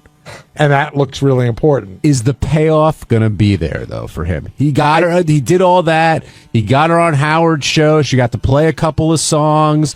The interview went well. Will he close? The thing is, I've been down this road a couple of times, and I'd say, mostly it doesn't work. But every once in a while, you get somebody on an off night, They're vulnerable and maybe had a little bit to drink, and they get to the sort of like, you're a good guy. Maybe you're saying a fuck of convenience. Well, they give it a try because they really do like you as a person, and then it's just ugly for everybody. It's just they realize they don't like you. Now they fucked you. How do they get out of your life? It's uncomfortable for all involved. Now, Will Murray, I saw you trying to research this guest yesterday, and Benji wouldn't leave your side, it seemed, like all afternoon. I know. Typical Benji. Typical Benji is the one time you actually want to talk to him, he's not here, right? Oh, I know. We're waiting for him. Yeah, he's just, he was a pain in the ass with the notes. He had to constantly look over my shoulder and make sure everything was explained the way he wanted it. He was very worried about how she'd be perceived on the show, and actually how he would be perceived on the show. What do you mean by how he would be perceived? Well, the whole ambient story that she told a little bit today, he didn't want that to seem like he was some kind of like date raper. Yeah, which I think he is a little bit. So she was going out on the dates, and he was just tagging along, right, with the and Ambien then feeding her drugs before the date as well. And by the way, Robin brought this up. She said that was like what Nixon used to do. When Nixon met his wife, who wasn't his wife, he met her in college, and he was madly in love with her the way Benji is. And so he used to chauffeur her on her dates, like drive her to her dates, and just figured he'd hang around. Again, this is the whole Al Roker thing. But to me, the vision of Benji 3 tables away on her date is super creepy. Yeah, the whole thing was bizarre. Passing out, by the way. And her too. Yeah, because she'd been drugged. Again, I think we kind of flew past that. I know she's an adult and Benji didn't force anything on her, but the fact that he was recommending she take drugs either before her date or before her appearance on the show is so creepy. And who had the Ambien? Was it just lying around? Like, I don't know. To me, that was a fascinating part of the story.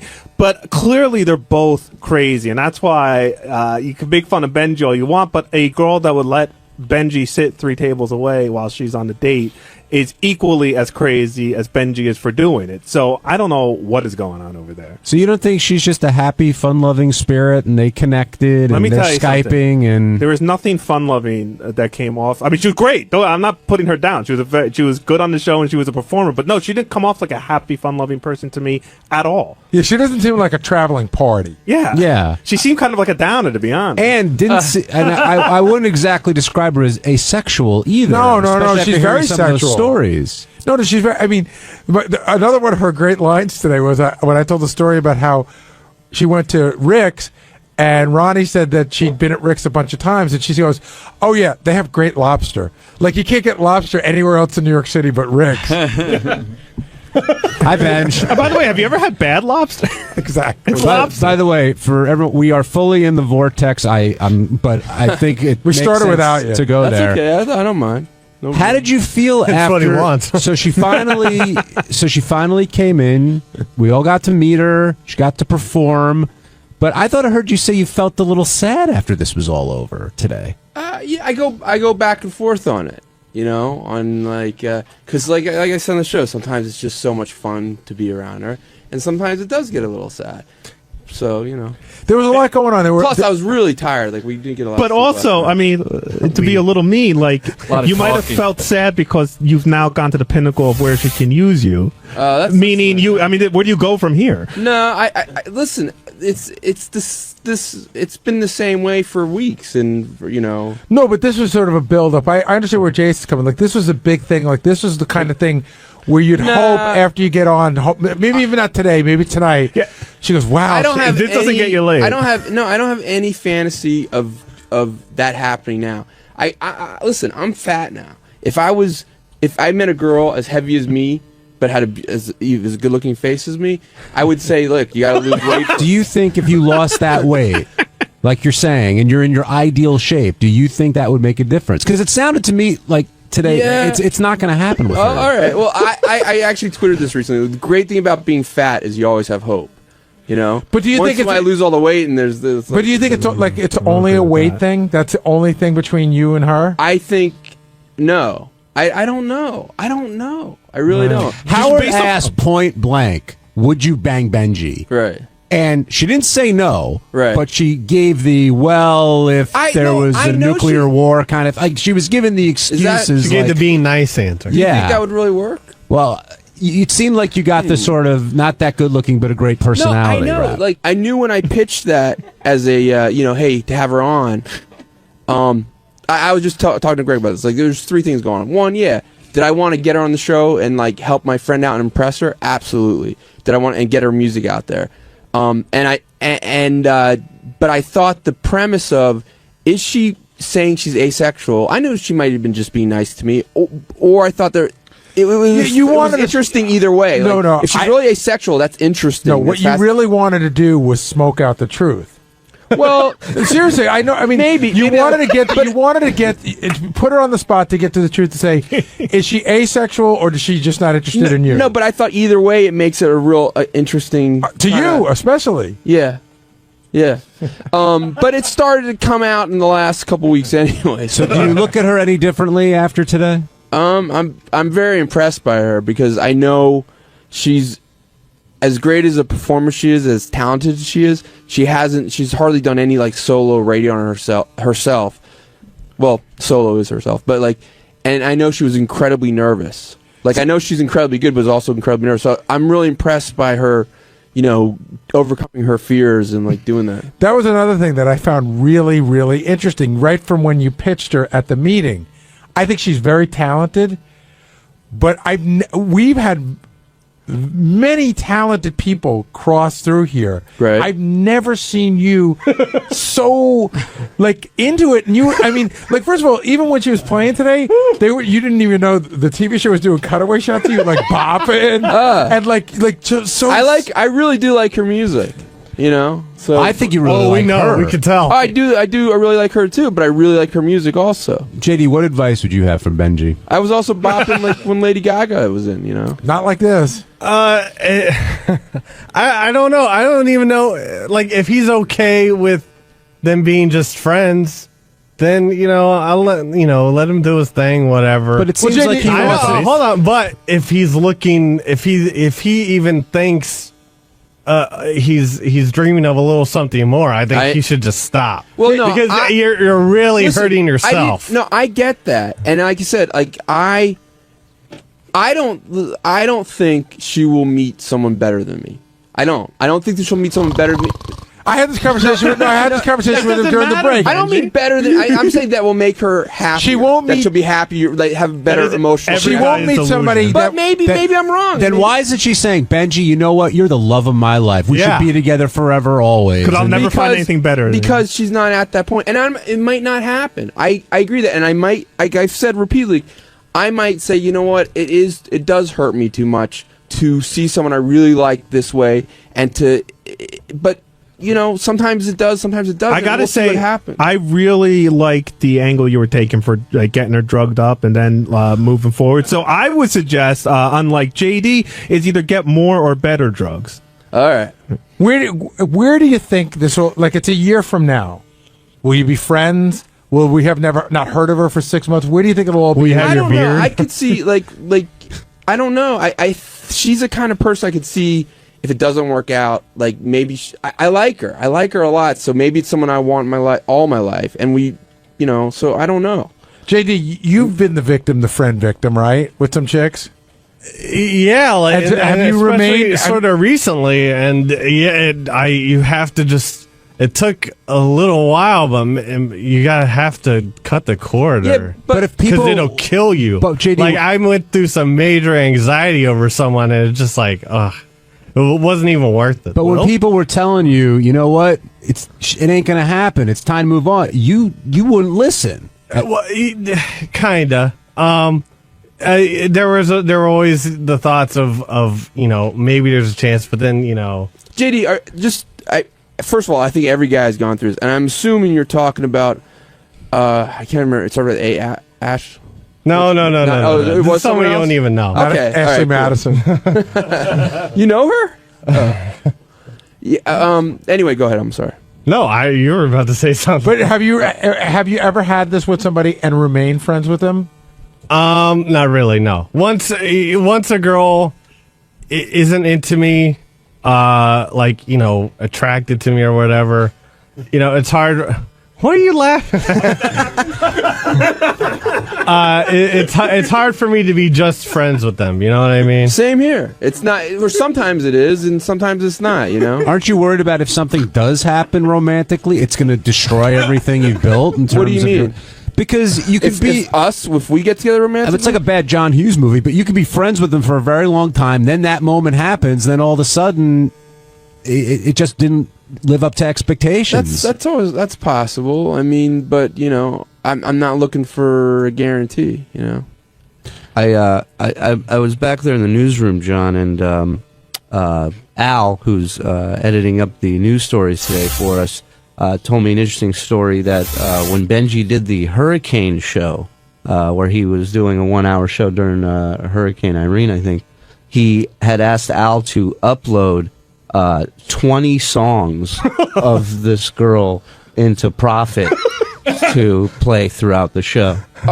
She was gonna be one of the people I interviewed. They said they couldn't get her on the phone. Now, so Al sat there and had to upload 20 songs. Well, they asked me, they said, give us every single thing you want to upload that could possibly be, because they also told me when I did the Hurricane show, it could be all night. So you skipped the Billy Joel anthology. No, I also had several Daniel Johnston songs. I tried to get a Kenny Roby song about Daniel a hurricane. Johnson? Another guy won't bang him. Yeah. Well, don't say that so quickly. Hey, Benji, one question real quick. At your peak, do you think you like Marianne more than you like, what's her name now, Elisa? It's so hard to... Nah, I don't think so. Does it bum you out that... I do love Marianne. Does it bum you out that Marianne calls in? Yeah, it pissed me off. I mean, I love her, and Marianne is one of my closest friends, and we're one of my best friends. But I don't like this, I don't like... It's you don't need to tell people... like, you know, just give it up. I don't believe in telling people give up something. I can say, like, hey, you know what? I think it might lead you to getting hurt. But just drop it. It's never going to happen. I was asking more about the stuff because you don't tell us anything. So she tells us the stuff about you. Like what? Like that you used to try to talk dirty to her and what your moves were and her and all that stuff. Listen, Marianne and I joke around a lot. Did they involve Ambien? And what were you doing yesterday? I mean, you were all over the place with this. I know Will said he was trying to get you for a pre-interview. He really... Yeah. I mean, you were in his hair. You did a show last night. Like, are you playing up the moment, or you just... No, I like, Gary, there was a build-up to this, and we did, you know, there was a lot of...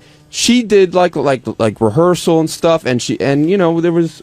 It's like Clive Davis. Yeah, isn't it going? Sounds like a hit, sweetheart. I was there for the rehearsal. I was cool. Benji was videotaping it and like asking people to come in to watch. And well, she said because she felt better because she was very nervous about performance, so she wanted different people to, like, you know, strangers just to be there. Do you think there's a chance that she might be using you for all of this? No, I don't.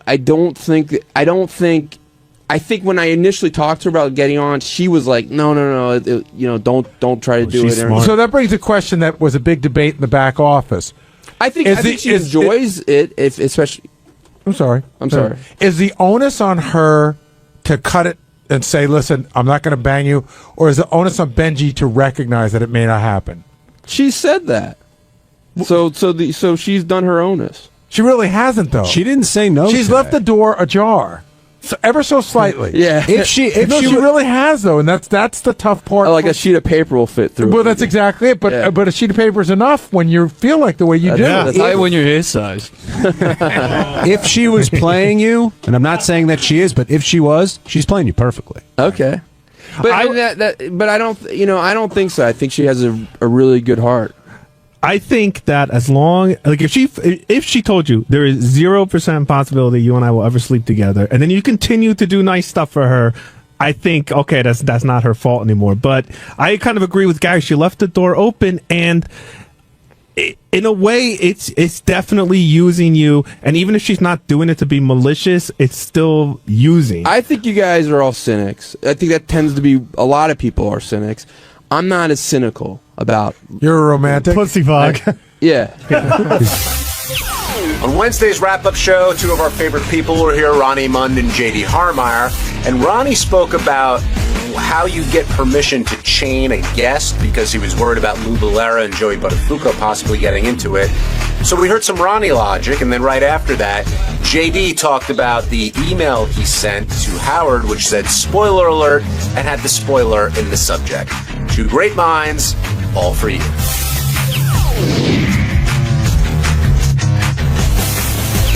Ronnie, with Lou and Joey coming in, a lot of the they got along very well, but Gary, you should describe the setup, because there was a whole, you know, reconfiguration of the studio, and one was isolated, and a lot went into it. I'll talk about that, and then I'll talk about the conversation that Ronnie and I had yesterday, how it all led to this. But basically what went on was Howard was very fearful that there was going to be an altercation. And Ronnie and I had spoken yesterday morning. I went to Ronnie. I said, you got extra guys tomorrow, right? He goes, yeah, absolutely, because we knew something could happen.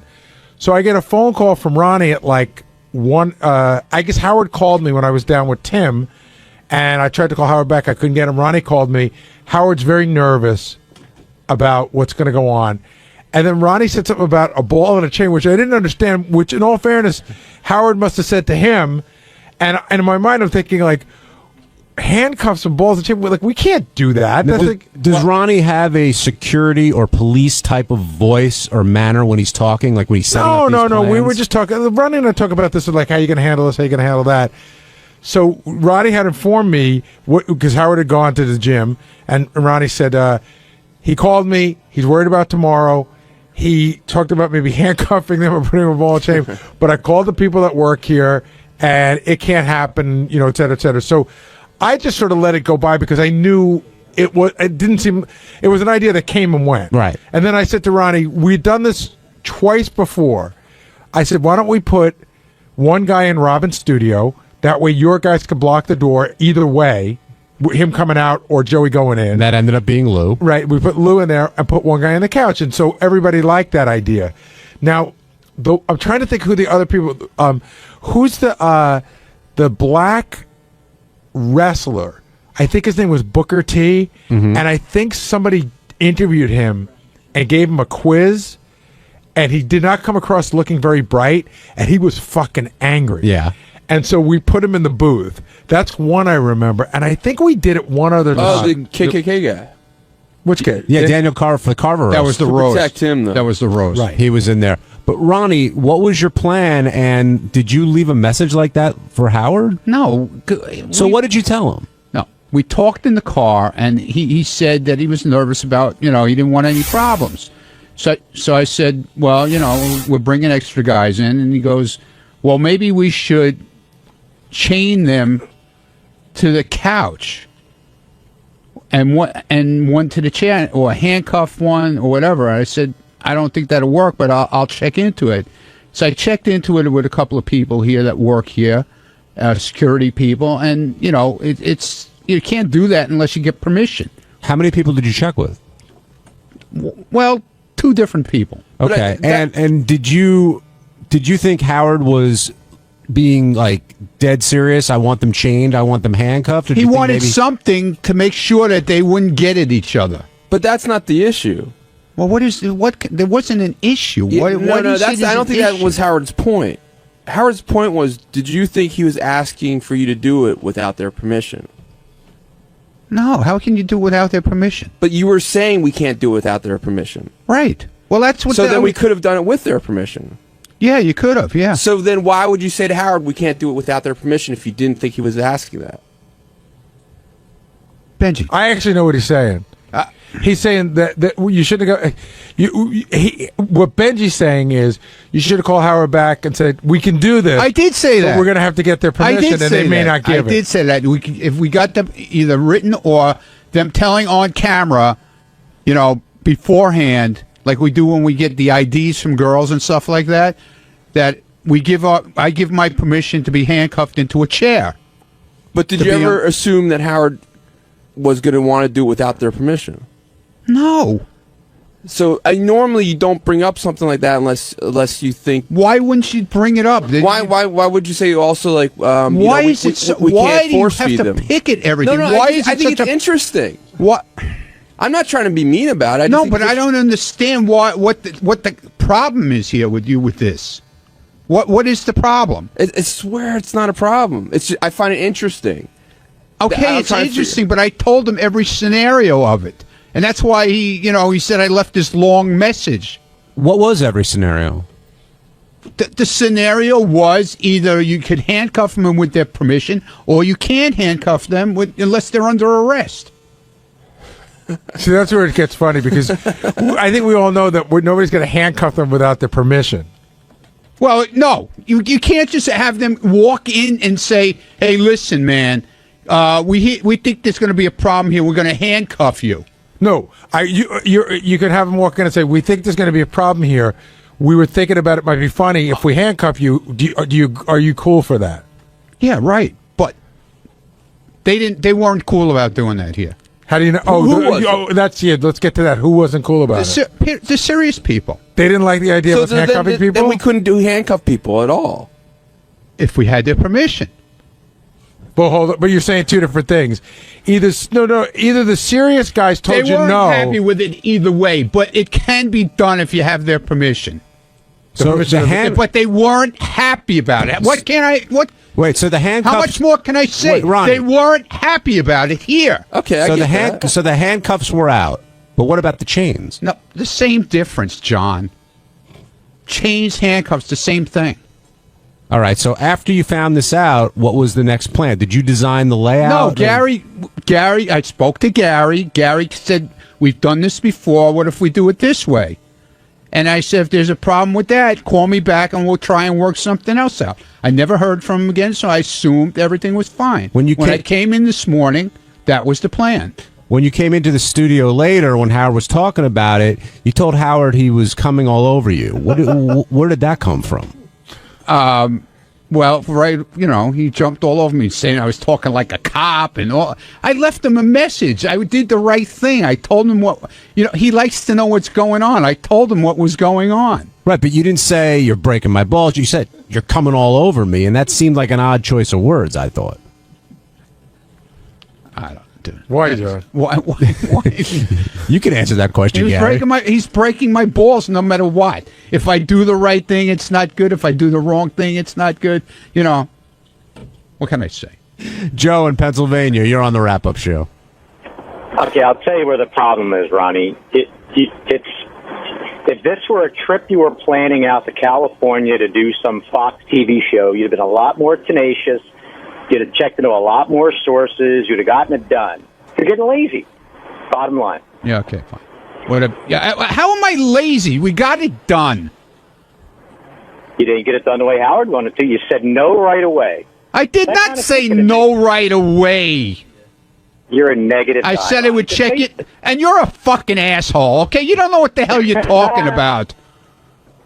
Be careful, you're going to break a hip. Yeah, okay, good. All right, thanks for chiming in there, Joe.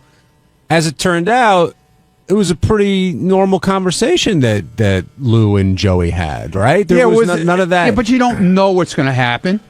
How do you know what's going to happen? There was a whole weird thing that started out right from the beginning where I went out to the hallway to talk to Joey, and he goes, "Hey, Gary, thanks for not returning my phone call 2 Thanksgivings ago." And I'm like, what are you talking about? I've spoken to Joey probably 4 times in the last year and a half. I'm probably one of the few people in any business, show business or otherwise, that calls him back pretty quickly. Mm-hmm. So he seemed to have some bug about me, the whole thing. So he said, "Can I bring my wife in?" And I said, "I don't think that works. Why don't you bring her into the green room, and then you'll go in, and then if Howard wants to call for in." And he said, "Okay." And then when I walked out to get him, Howard goes, "Bring them in." Joey goes, "Bring my wife in." And I said, "No, you're not, Joey." And he goes, "Yeah, that's what I'm doing." And I said, "Joey, we just talked about this 20 minutes ago." "No, we didn't." "Yeah, we did, Joey. We just talked about it." "Well, I changed my mind." I go, "I know, I changed mine as well. She can't come in." And it got so, this is, of course, while I'm walking her in. So it got to be, he was very odd today. He was in this very odd and contentious mood. And then I guess I was the brunt. I didn't hear it, but I guess I was the brunt of Gary's keeping me off the show. Where you going, JD? Yeah. JD, where you going? Why are you writing it on paper? Why don't you speak into the microphone?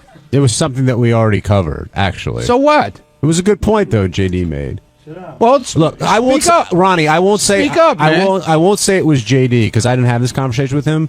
But some people said that when you went and said you're coming all over me, you were trying to create another catchphrase. No, I wasn't. Oh God, it was very odd, Ronnie. Yeah, it was very odd. Yeah, okay, like your catchphrase yesterday. Well, my catchphrase yesterday. Yeah. Pussy fog. Yeah. Well, yeah. You don't hear me using pussy fog, do you? You don't hear me using coming all over me. Yeah, either, you did actually. I used it once today. That's it. Okay. That's right. All right? That's all we need is one. All right. Don't come in and write it on paper. Speak into the microphone. I didn't want to bring something. That's what they call it the rapper show. You talk here. Hold on. I know you can't talk good. I hadn't been listening, and I didn't want to bring something up that had already been discussed already. I was having respect for the show.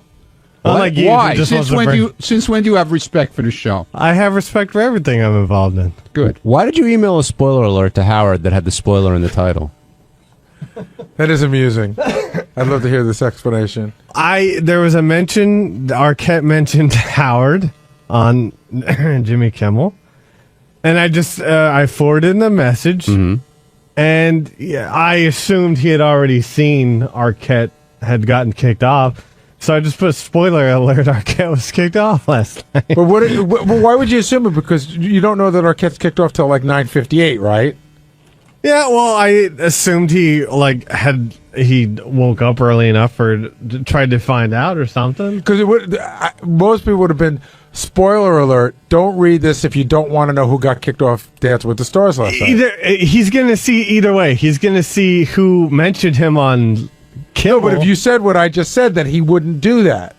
No. But Gary's saying like you would just say, spoiler alert, the results of Dancing with the Stars vote. Either way, if I put spoiler alert or not, it would have been spoiled because he would have seen that Arquette had He wouldn't have. He wouldn't have. Oh, if you said spoiler alert, don't open if you don't want to know who got kicked off Dancing with the Stars. He wouldn't have opened it. He would have to know either way. So you were being sarcastic writing spoiler alert. A little bit, yes. But sometimes sarcasm gets lost in an email. Well, sorry. Did Howard watch? Did Howard open his email and then did it spoil it for him, or did he already know? I think he already knew. Yeah. So there you go. You came all over him, man.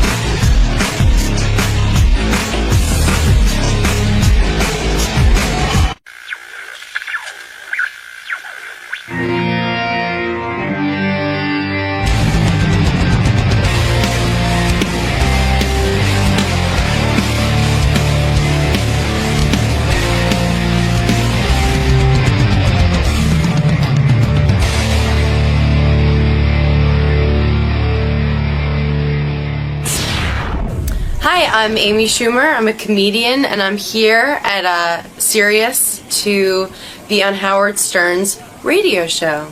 And it seems like people really like it. Now, yeah, it's mildly popular. Yeah, he has some listeners, right? He's growing. He's a work in progress. Right. Yeah. But we have a lot of faith. Yeah. In Jesus. It's gonna be all right. Oh, of course. The Lord will guide more listeners toward him. As long as you give your soul to the Lord. Oh, it's been given. Okay. My soul's been with the Lord for a while. I figured you had that look to you. Yeah, like I've been saved. Amy, this is a big deal for you as a This comedian. is it. This is the biggest deal there is for a comic. Well, have fun today. Any advice? And just Godspeed, and may the Lord bless you and keep you. He's always with us. And also with you. I should probably play Amy Schumer's appearance on the Charlie Sheen roast to get everyone all excited about her, right? Yeah. Because she's out in the green room, and I got a lot to get to today. I got to still play Richard and Sal's new phony phone call that involves Ronnie. Oh, that was an old one you just played. That was just old, yeah. Amy Schumer is a young comedian. I think when Whitney Cummings went off to do her TV show, they had to get somebody new on Comedy Central who can be hot and be funny. So here is a... hold on, Gary. Slow it down. I'm going to play Amy. I'm going to play Amy on... Do you listen to the show out there? You always see the poor guest getting heave-hoed right out of here. I was listening.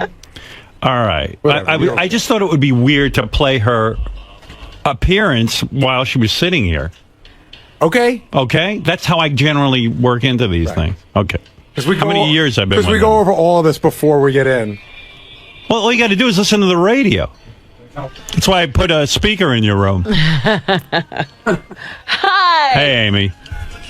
Nice to see you. Thanks for having me. I'm happy to have you. Look at this. Look at your headphones. Hi. Look at you. How are you? Good to meet you. Good to meet you. Hi. Thank you so much. Oh, we're glad to have you here. What is this? That's this a wire. hurts. What hurts? What's this thing? Let me see. I don't know. It's a clip of It's some like sort. a netting. It's like stabbing me. This is Is it? this is karma. Is it hurting you? I could have it fixed. No, I'll just I'll awkwardly sit like this. I'll hold it out like this. Hey, Gary, the headphone wire is frayed and it's sticking into Amy's neck. My precious angelic Neck. You come out of here all marked and scarred. You're like, what happened? I'm like, oh, What it's is not that? Howard. I don't know. What happened? I don't know. Looks like someone had beaver teeth and gnawed through it. A Jackass fan came in here. Yeah, right. This is their attempt. Switch to number 2? Okay, whatever you want to do. Ooh, thank you. Look at this. All right, here, I'll switch your microphones. I mean, headphones, microphones. It's both. Watch Gary at work. Oh my God, look at this.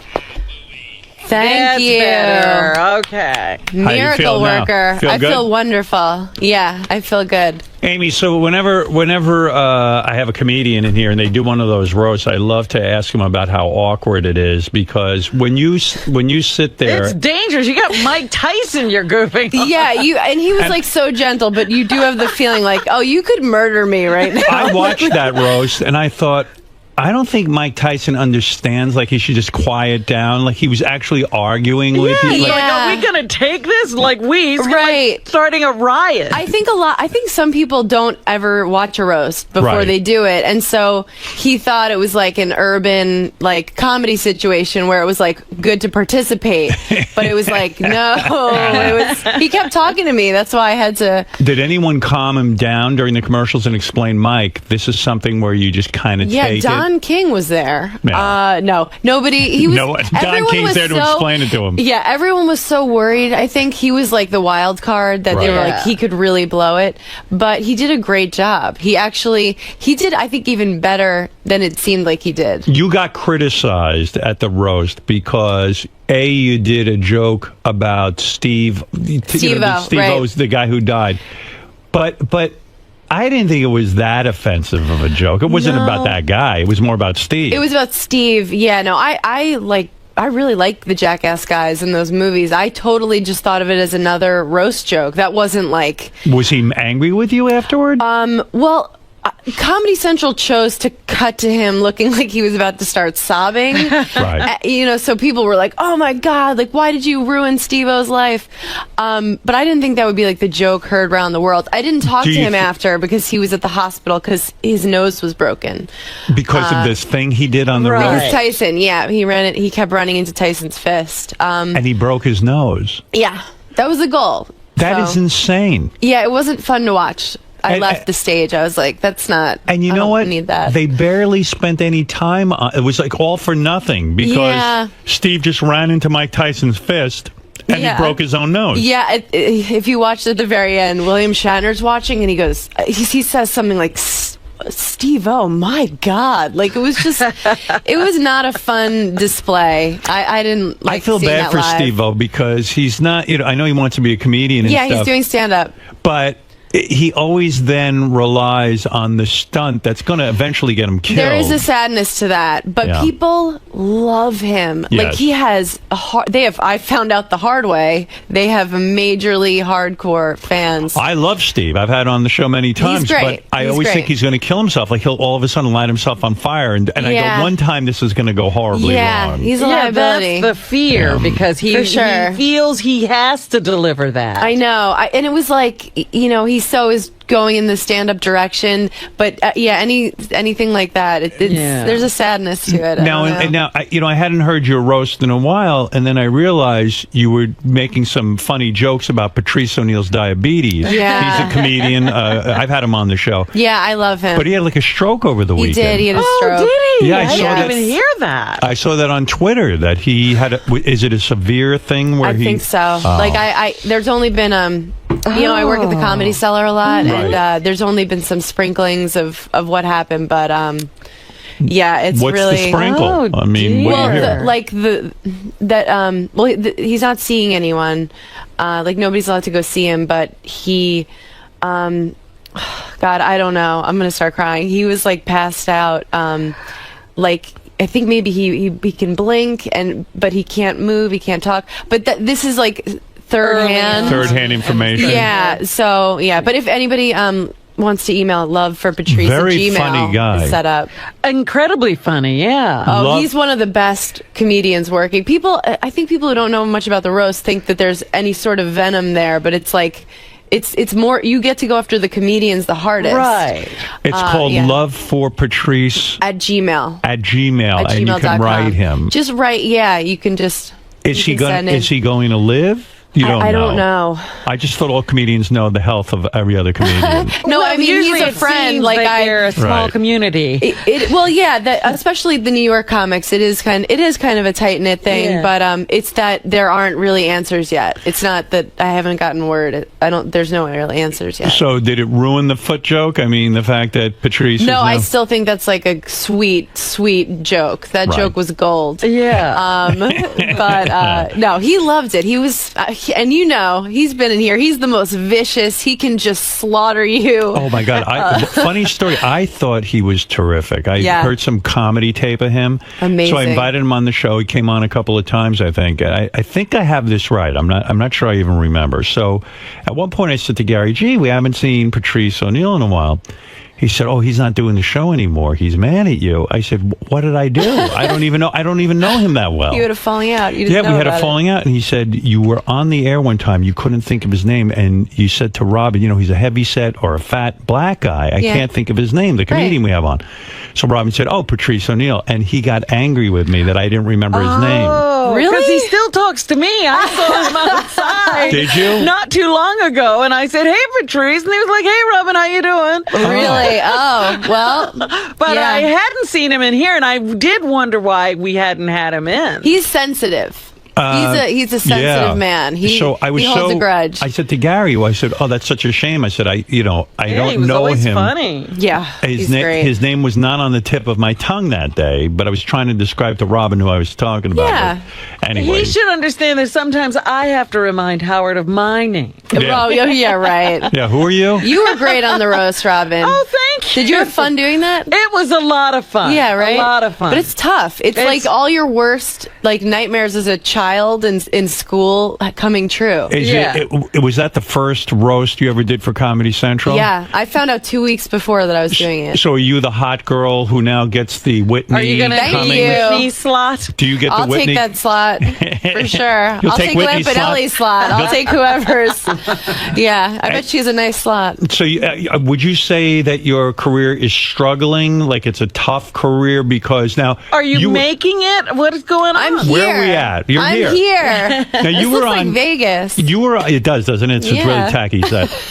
You were, but don't say that because the guys are very proud of it. No, it looks It's brand new. amazing. This is a dream come true. I always say to any of the comedians, were there jokes that you were going to do at the Charlie Sheen roast that got cut? Yes. There were. There were. Would you There were- share those with us? Yes, I will. I'll share Okay. some. Let's see. And I don't remember why these were cut. Some of them, like Harvey Levin, backed out at the last second. He was supposed to do it. TMZ guy. TMZ guy. Okay. Yeah.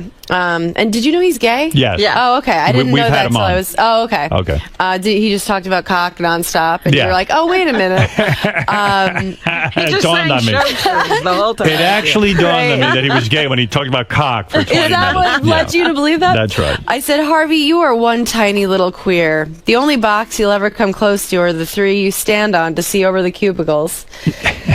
Said, you've done more fudge packing than a Keebler elf who loves anal. I said, Harvey, you bottom-feeding, despicable Jew. And I can say that 'Cause you're because Jewish. I'm honest. Right. You make your entire race go from saying never again to, well, just this once. You should have been there. I know. He backed out. I was so bummed. That I was would've going to been go so after good. him. Yeah. Now, do you write these yourself? Yeah. Wow, that's hard, huh? To It sit in a is. what is the process of coming up with roast jokes? What is the inspiration? Like, what do? You just do you sit yourself down in a room Yeah. and go, I am going to think about Harvey Levin. About Yeah. what? What's the meanest, worst thing? What do I think his deepest insecurity is? Right. Or just, like my fat jokes about Shatner, I had originally written those for John Lovitz, but Lovitz looked pretty good. So I was like, I just kind of Switch 'em. transferred them to Shatner. And then I found out while we were sitting there that he's like in his 80s. Yeah. And then I'm like, I'm calling this 80-year-old guy fat. But made it like, even give him funnier. a break. But he was a good sport. Right, Yeah. right. But they cut Do out you my feel- Jeff Ross ones. Do you feel bad about making fun of people at all? Does it get? If I thought I really hurt someone's feelings, I would feel like shit. Do you come up with really mean jokes that are so bad that you go, I cannot say this on a roast? Yeah. But that's the process. You've got to let everything fly. Yeah. And then you kind of Yeah, tone it which down. is weird because that joke, that Steve-O joke, I did not think that was going to be anything. You know, I didn't go into this roast like, I don't care who I heard. I want to see my name in lights. I just wanted to do a good job and write jokes that I was proud of. The other one I thought that was really woo was the, those two women whose lives Your you daughters? ruined, your daughter. Yeah, that was good. Thank you. Yeah, that was a real good one. I thought that was one that would have gotten more flack. But How long you never does know. it take you? Like you get basically like 2 or 3 minutes on those roasts. Yeah. How long does it take you to come up with your roast material, your A game for a roast? Well, it's 6 minutes. We Okay. get like between 6 and 8 minutes, except Jeff Ross gets like an hour. Right, 'cause he's so good at it. Yeah, he's the best. Right. He's the best. Well, Geraldo was the best. Yeah. Greg Giraldo was great. Oh God. So I think I found out that I might maybe do it like a month before. So I just started writing, and going around trying my set out. When I found out I was definitely doing it 2 weeks before, I went to every club and tried out the joke. Every joke, right? And Charlie Sheen is pretty easy. I mean, that's a lot to work with, and you don't feel bad doing it because his life is pretty awesome. Yeah. Right. Yeah. There's like not that much sadness to him, and I was glad he had us all over at his house the night before. Oh, really? At his manager's house, and he was just so cool. He just, I think, wanted to look us in the eye and make sure we weren't like, we're gonna get you. That's kind of weird. I had no idea. Yeah, I didn't know that. What a preemptive strike.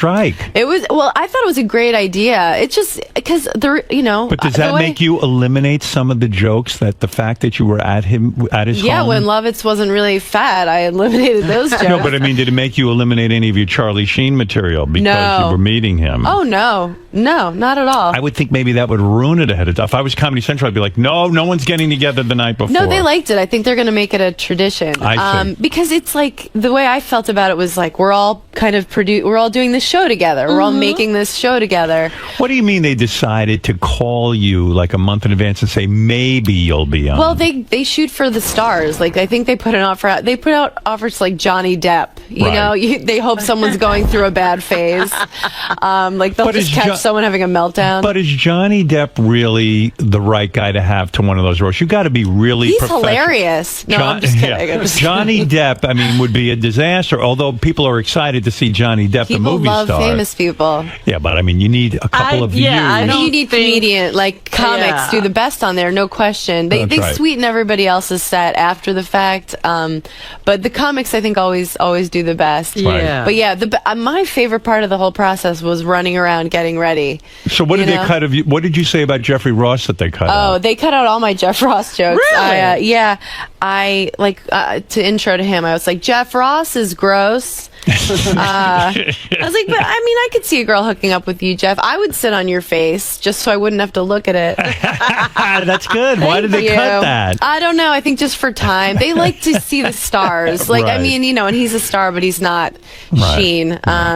Kate Walsh she said such a full life, but no one to share it with. She really proves that no amount of money in the world can fill the hole that her uncle used to. They said no. They're like, no. I'm like, okay. I don't know. I would have liked her. Right? Yeah. Why not? Yeah. She was cool. She's so cool. She would have been fine with it. Does it kill you inside when you've crafted these jokes, you went to comedy clubs, and then they go, ooh, and they stay on that piece of paper. You mean the audience or Comedy Central? Does it kill you that like you spent all this time working on a joke and then suddenly Comedy Central says at the last minute, ooh, no one's ever going to hear it? Yeah, it hurts. Does, right? It's like a loss. Yeah. Yeah, It because sucks. I mean, you can't wait almost to deliver that joke. Yeah, there's so many changes last minute that I was like, oh, it's going to be like this. Like, I was supposed to go up earlier, and then they're like, you're going almost at the end. So it's all these things, and you're just like, oh, and they don't care about, they care about the celebrities. I didn't even get, like, my makeup touched up. Nobody told me the red carpet had started. I was like, anyone want my picture? They were like, no, thanks. No one knows you. Do you have these jokes memorized in a sense because you've worked so long on them? Well, I only worked for 2 weeks on them, really. So a little bit, like I'd said them a bunch, but they're not on the tip of my tongue like my act would be. Is it your biggest fear that you'll craft a joke for the roast and then you're delivering it and then you stumble like over a word, and then all of a sudden, like Sarah Silverman told me that's her biggest fear. My biggest fear is rape. Rape. Next to rape. Then, right after rape, a close second is no, not at all. I don't know. I don't think so. Would your biggest fear be getting raped at the roast? Yeah, getting raped on TV. And stumbling over your line. Yeah. Yeah. Oh, my God.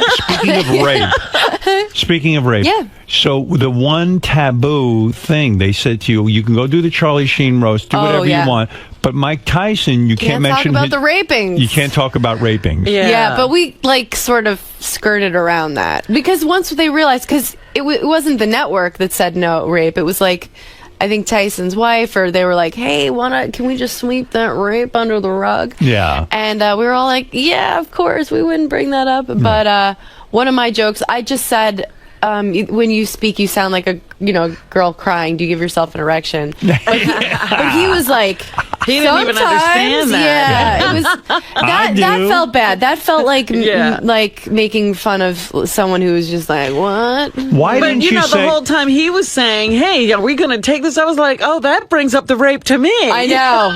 He's like, when should I start raping this girl? Shatner's like, I don't know. Why didn't you say to Mike Tyson, I know you said no to the rape jokes, but since when does no mean no? No means yes, Mike. Yeah, I wrote some good rape stuff that I had to cut.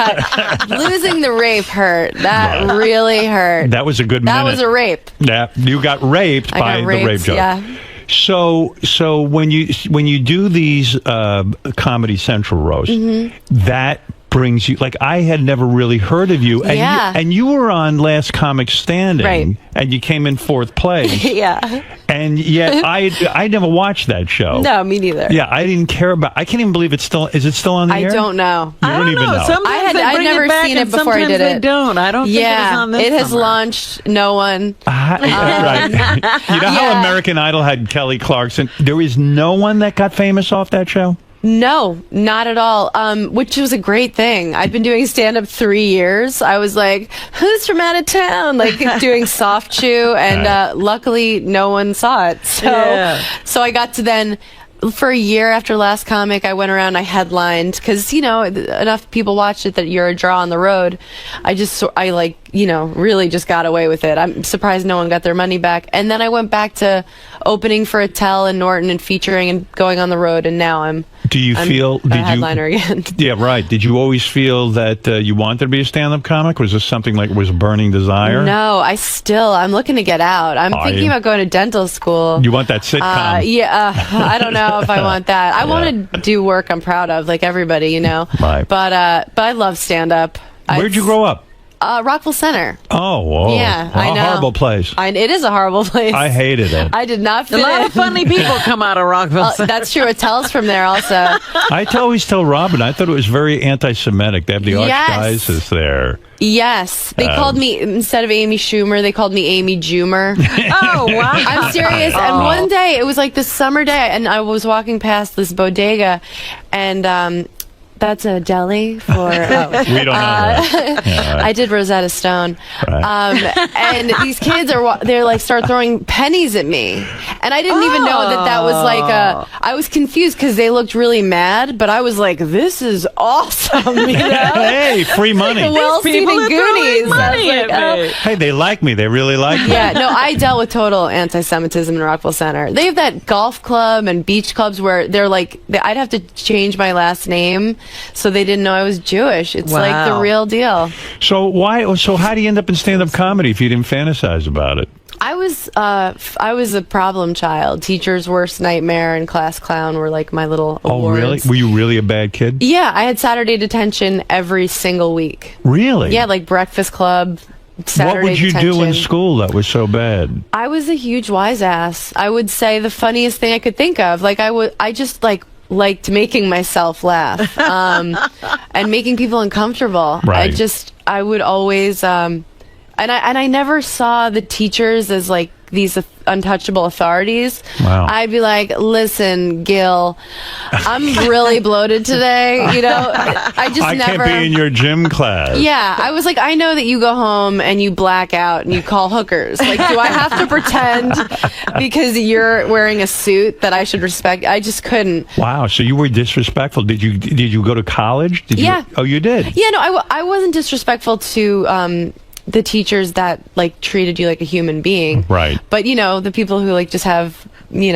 personality disorders who take it out on kids. I like justice. You know. Are men really intimidated by you because That's you're? what I tell myself. No, seriously. Are they? Do you have a boyfriend? No, I'm You don't? single. You Yeah. broke up recently? Yep. Were you dating the guy who was on the roast Yeah. with you? Yeah, we were together for 2 Which years. guy? Oh, that guy? Anthony, yeah. He's great. The guy whose name you didn't know. Yeah, Right. like Vandersloot. Well, he has a rapey quality about him. I think that's why I was attracted to him. I always like guys that look like they could play. Is it weird to rapists date and Law and another? Order. Is it weird to date another comedian? It is he wasn't weird. competitive? We were never competitive. Luckily, we were both doing pretty well. Right. But Who's I the mean, better comedian, you or him? oh, me. Right. Come on, let's be Clearly. honest. You're not gonna date somebody better than you. No. He's a great comic. He Yeah. really is. Yeah, I would love to be like, he's never gonna make it, but I think he's gonna. So why'd you break up with him? Seemed like a happy couple, right? We were good. It was just, we wanted way different things. I would have loved for us to have stayed together. What'd you want? Marriage and everything? No. No. What different things do you want? I already have a ring. The Nuva ring. What was it? It was just, we're both on the road so much, and I was like down to try and make it work, and he like wasn't able to give